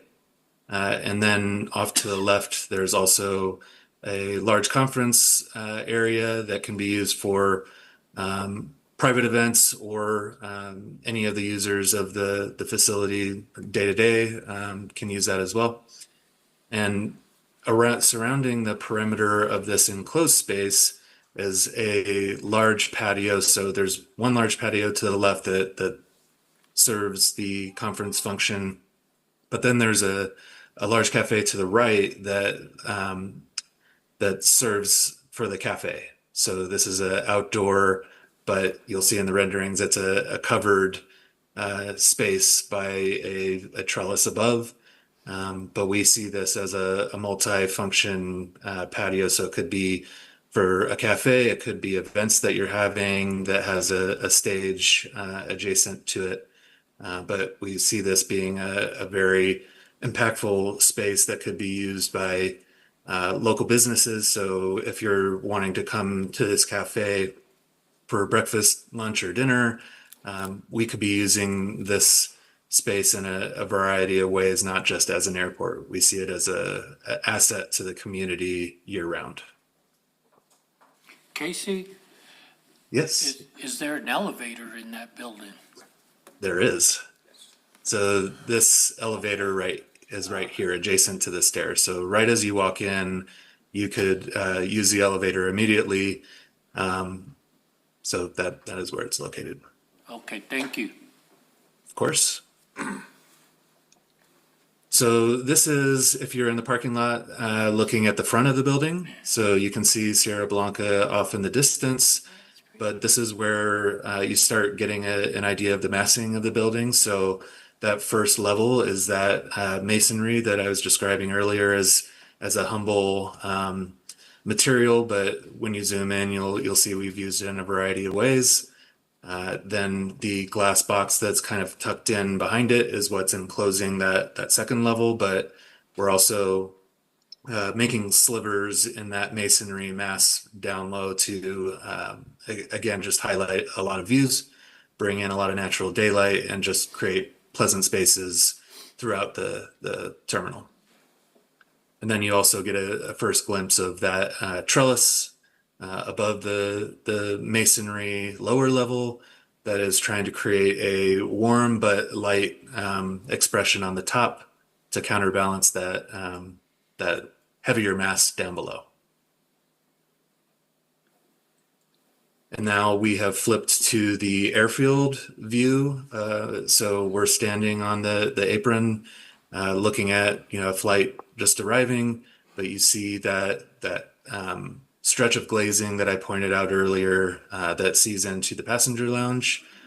And you also get a view of that right-hand side upper level cafe that has the trellis above it with moments where it's truly a trellis and perforated, but then there's pieces of it that are solid to keep away any rain, but also provide plenty of shade for anybody up there for a long period of time. And then this is a zoomed in view to show some of the moments of that solid masonry versus perforated. So we're using that masonry wall and pulling it up to a guardrail height. And that guardrail can be a perforated version of that masonry. But then we have moments where it's corbelled, which just means there's bricks pulled out to give it a little texture and flavor. And then you also get a really good view of the timber trellis up top that has those the solid canopy, but also some moments where it's perforated and just kind of feathering those edges and creating a really pleasant wash of natural light and shadow. And do want to also highlight that the new logo that Lee and his team have been developing that is a large badge on both sides of the building to really celebrate that as well.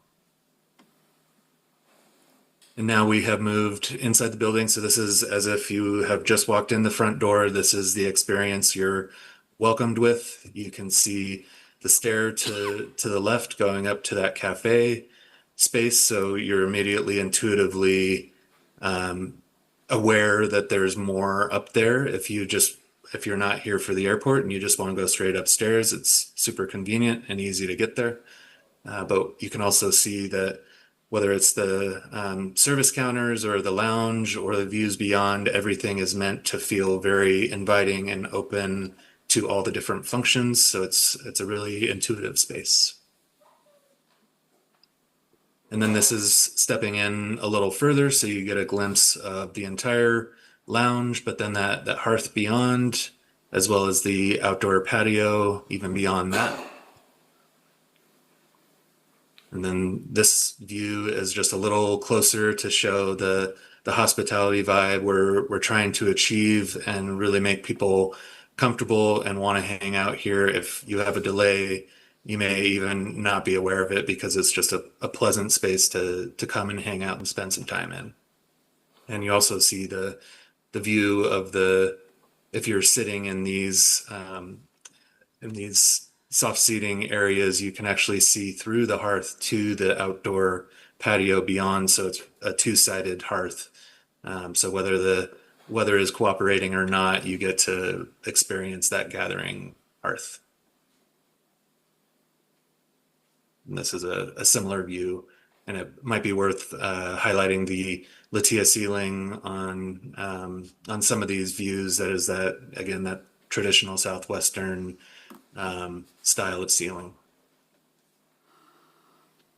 And now we have moved upstairs into that cafe, again exposed to all the views of Sierra Blanca looking this way, and trying to create a variety of zones. So whether you have the banquette to the left or some of the two-top tables off in the background, we have some four-top tables, we have some comfy lounge seating, but there's a variety of ways to utilize this space and be comfortable no matter how big your group is.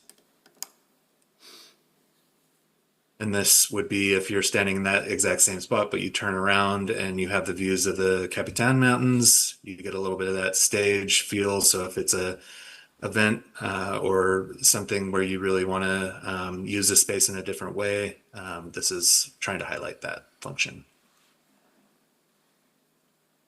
And that is it. Very good. Casey, is there any questions for Casey or Lee on this plan? No? Well, thank you very much. Well, thank you for having me. We're really excited. Thank you, Casey. Thank you. Of course. Okay, moving on to, and thank you, Lee, Michael. Reports from municipal officials, and we'll start with Councilor Corey and work our way this way. Thank you, Mayor. Just a reminder, the school district is conducting a community meeting on September 22nd at Sierra Vista, primary at 5:30. They're really encouraging the community members, whether or not you have children in the schools, to attend. I believe the administration's been invited. I think the council's been invited, but if you can go, I think it'd be worthwhile. We're having the annual Chamber Board Planning meeting tomorrow, and I'm sure chief among the issues is going to be where is the chamber going to physically be located. And then a reminder, Aspen Fest is Saturday, October 4th. So that's all I have. Where is the I know where it is, but for the record, where are they housed now? They're currently in the First National Building. Okay. Which First National and Ritchie are generously making available at no charge. Great. Thank you. Thank you. Councilor Jackson. Well, Mr. Mayor Pro Tem, this was started really as just a shout out to the administration and specifically the finance department, Judy Starkovich and her crew, for reconciling, correct, the post work 155 on the sewer line project. This was no small line item, as you know, it was 31 million. Because in the steps that were described today, this money doesn't, this money, I think I have 2 minutes now. I think the bulk of this comes from federal and state reimbursements, but I wanted to just emphasize the fact that it is targeted toward the sewer line projects, and it cannot be used for other things. Likewise, through the village working with the New Mexico Department of Homeland Security and Emergency Management, targeting expenditures that have incurred from our most recent flooding and FEMA bridges that are currently impacted. Again, this is targeted again toward FEMA bridges. It is not used in the general fund, and it can't be used for others, although I am told from the manager's report, that there is some work about as to those things that can be directly attributed both to the bridges as well as to the sewer line projects for other qualifying projects, but it's only in those rare cases, and they must be approved, that occurs. And that's basically what I wanted to share with everyone today, because I think there was some confusion, and Mr. Hall rightly pointed out that many times when you're looking at a spreadsheet, you get cross-eyed, and these items are actually dictated to by statute, and they're not free for us to make a decision. And if the deputy manager wanted to add anything to that, I'm certainly open to his comments. Or not. That's it. That concludes it for me. Thank you, Councilor Jackson. Councilor Hooker. Thank you, Mayor Pro Tem. So to our visitors today, they're sitting out there waiting on agenda items. If nothing else, you've got to see what goes on here, and maybe you can be disciples to go out and tell people, hey, there's stuff going on down there, and they're not just pocketing money or doing all the bad things that they're saying. Also, from a business standpoint, Midtown, there was a Christ Community Church out of Alamogordo on the 23rd of September. The congregation had a call, and they came to Ruidoso and spent the day here touring, spending money, patronizing our establishments, and it was felt. So I just want to make a public affirmation about how great that was, and to our El Paso, Roswell, and Las Cruces residents that continue to come see us, because they're here and you can feel them. So, other than that, it's good to be here. Thank you. Thank you very much. Councilor Letterman. Thank you, Mayor Pro Tem. What I have to say today is how much I appreciate us building our team from within, and all the great promotions that we heard of today, and especially Levi for stepping up. That's some big shoes right there, and really appreciate you stepping up, and I think you'll do a great job. Thank you. Councilor Eby. Thank you, Mayor Pro Tem. I have to address something that Councilor Hooker just said, and if you'll allow me, I'd like to strike it from the record, because he just sat there and said that you all could come down here and see what's going on here, because we're not just pocketing money. No, We're not pocketing money. I said we are not. Oh, I thought you said we're not just pocketing money. Well, I stand corrected then, because my ears heard that, man, we're down here. You realize that comment did come from previous law enforcement. Well, I stand corrected then. I'm glad that I'm hard of hearing. But anyway, I do want to congratulate all the village employees, and I want to tell you there, Levi, that your dad's really proud of you. Because I went in there and he said, hey, he's got the job. He said he's the new utilities manager, so congratulations. I want to pass that on to you, that he's really proud of you. He said that you were his problem child when you were younger. Congratulations, and That's okay, so was Adam. really. Oh, okay. But that's really great that all these employees come up through the ranks and show their dedication, work hard, and want to continue on with the village and step up, because stepping up you take on a whole lot of responsibility, and there's a lot more that gets put onto your shoulders. So I want to thank everybody that does for taking that on and willing to. And I think when we look outside, we say, thank you, Lord, for the rain. Yeah. Everything is so green, but I believe that not only myself, but many of the village employees are ready for the monsoon season to be over with. Exactly. I think that's about to happen. So with that, I'm just looking forward to and thank all of the folks that have worked hard on the coming Municipal League Conference. And I think it's going to be a great time, a big bash, and a lot of people are anticipating coming to Ruidoso because they're excited about coming here for this conference. And just thank you for all the preparation. So I can see that it's going to be a good time, and it's going to be a great time. So with that, that's all I have to say. Thank you, Councilor Eby. And I'll just add just one quick announcement. Tomorrow morning at 10:30 at ENMU, Ruidoso, I believe room 201 with Councilor Eby kind of mentioned to me, they're having a ribbon cutting for the broadband fiber that have been installed over the last 2 years. And I'm happy to say, or I'm assuming, since they're having a ribbon cutting, they got all fiber throughout the state. I know we extended their contract to the end of this year, but yet, hopefully they'll have that, because I don't know about you guys, I'm getting a few calls, 2 calls about when's it getting into the county, specifically Lower Eagle Creek. But you gotta call Windstream or call Kinetic, I don't know anything about that. So that's invited to all the public to come and join. Well, with that said, we'll move on to public hearing, which Kendall and Steve are probably very happy. It's about time. I almost said damn time, but about time.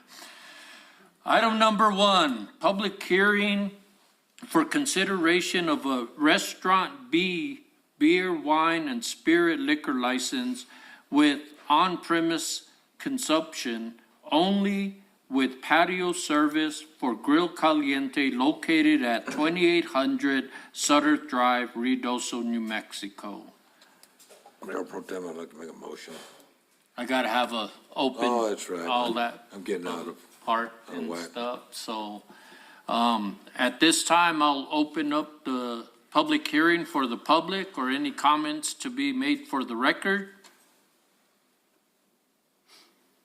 None taken, I'll close the public hearing. Is there any comments from the council?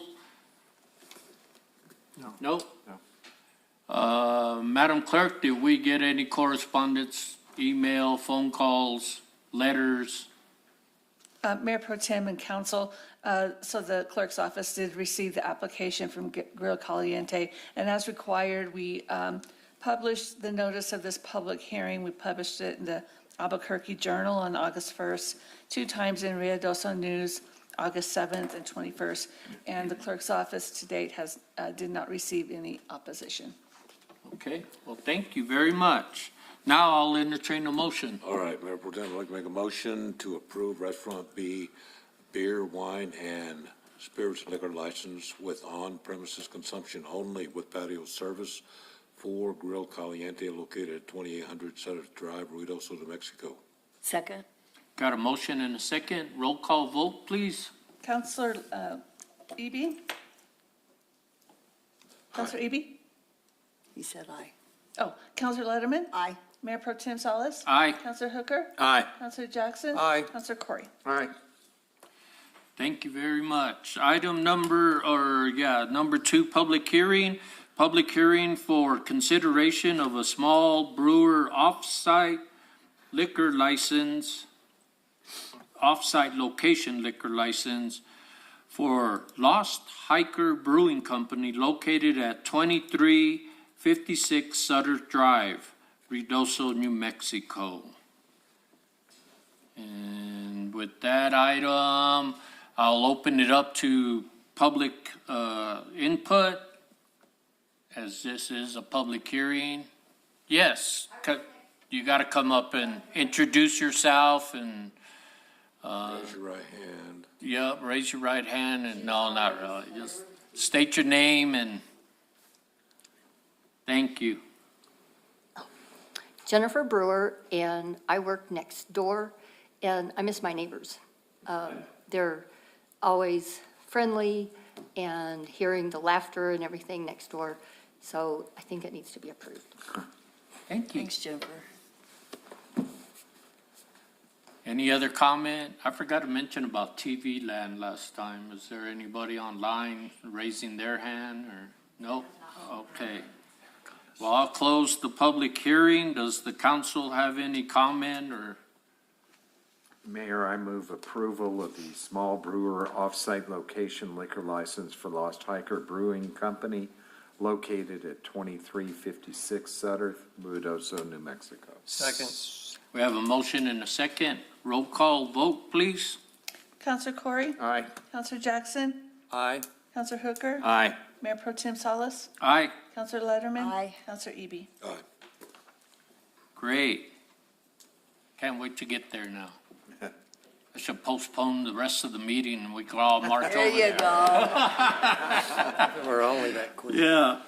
Item number 3, public hearing for adoption of ordinance 2025-05, an ordinance authorizing the execution and delivery of a loan agreement and intercept agreement by and between the Village of Ruidoso and the New Mexico Finance Authority in the amount of $1,502,424.00, together with interest thereon, for the purpose of purchasing 2 Class A pumper fire trucks and authorizing and taking of actions in connection with the execution and delivery of the loan agreement and intercept agreement.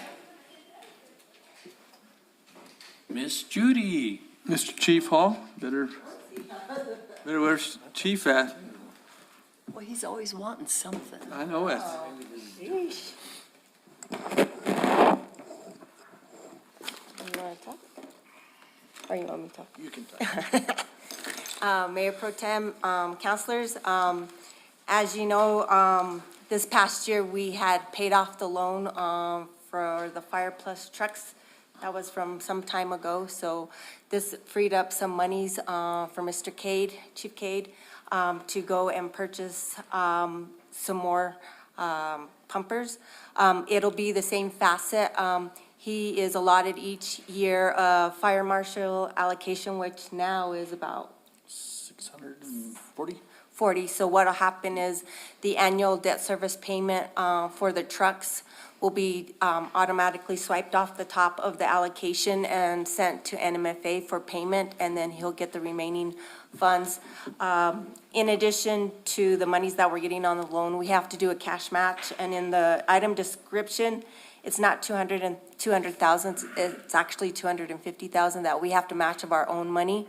But again, that has come from the cash reserves in his state fire marshal funds at the end of the year.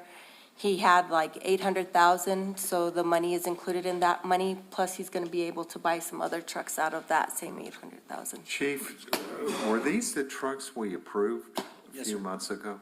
Okay, so this is just formalizing the financials. We're just signing all the paperwork now. Okay.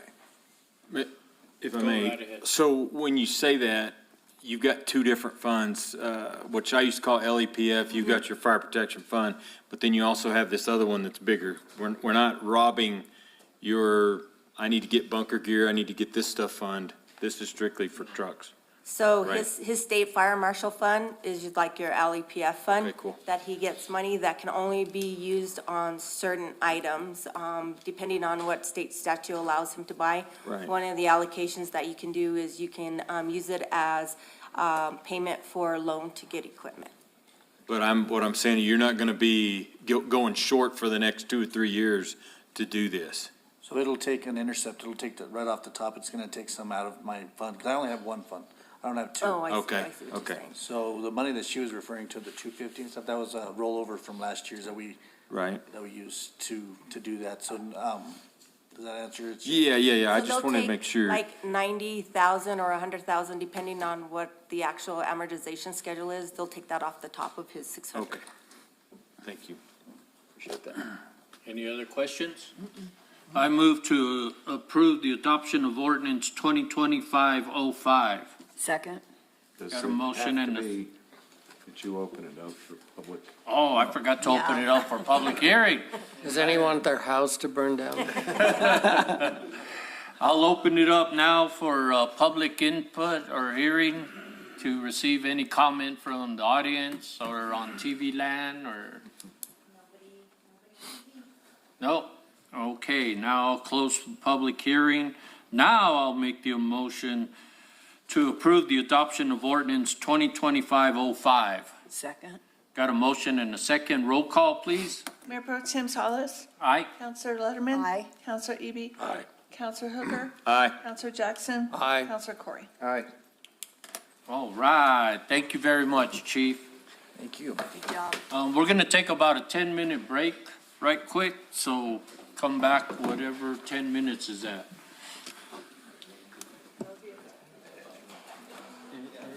Jerry's like, wait a minute, I was up next, hold on a second.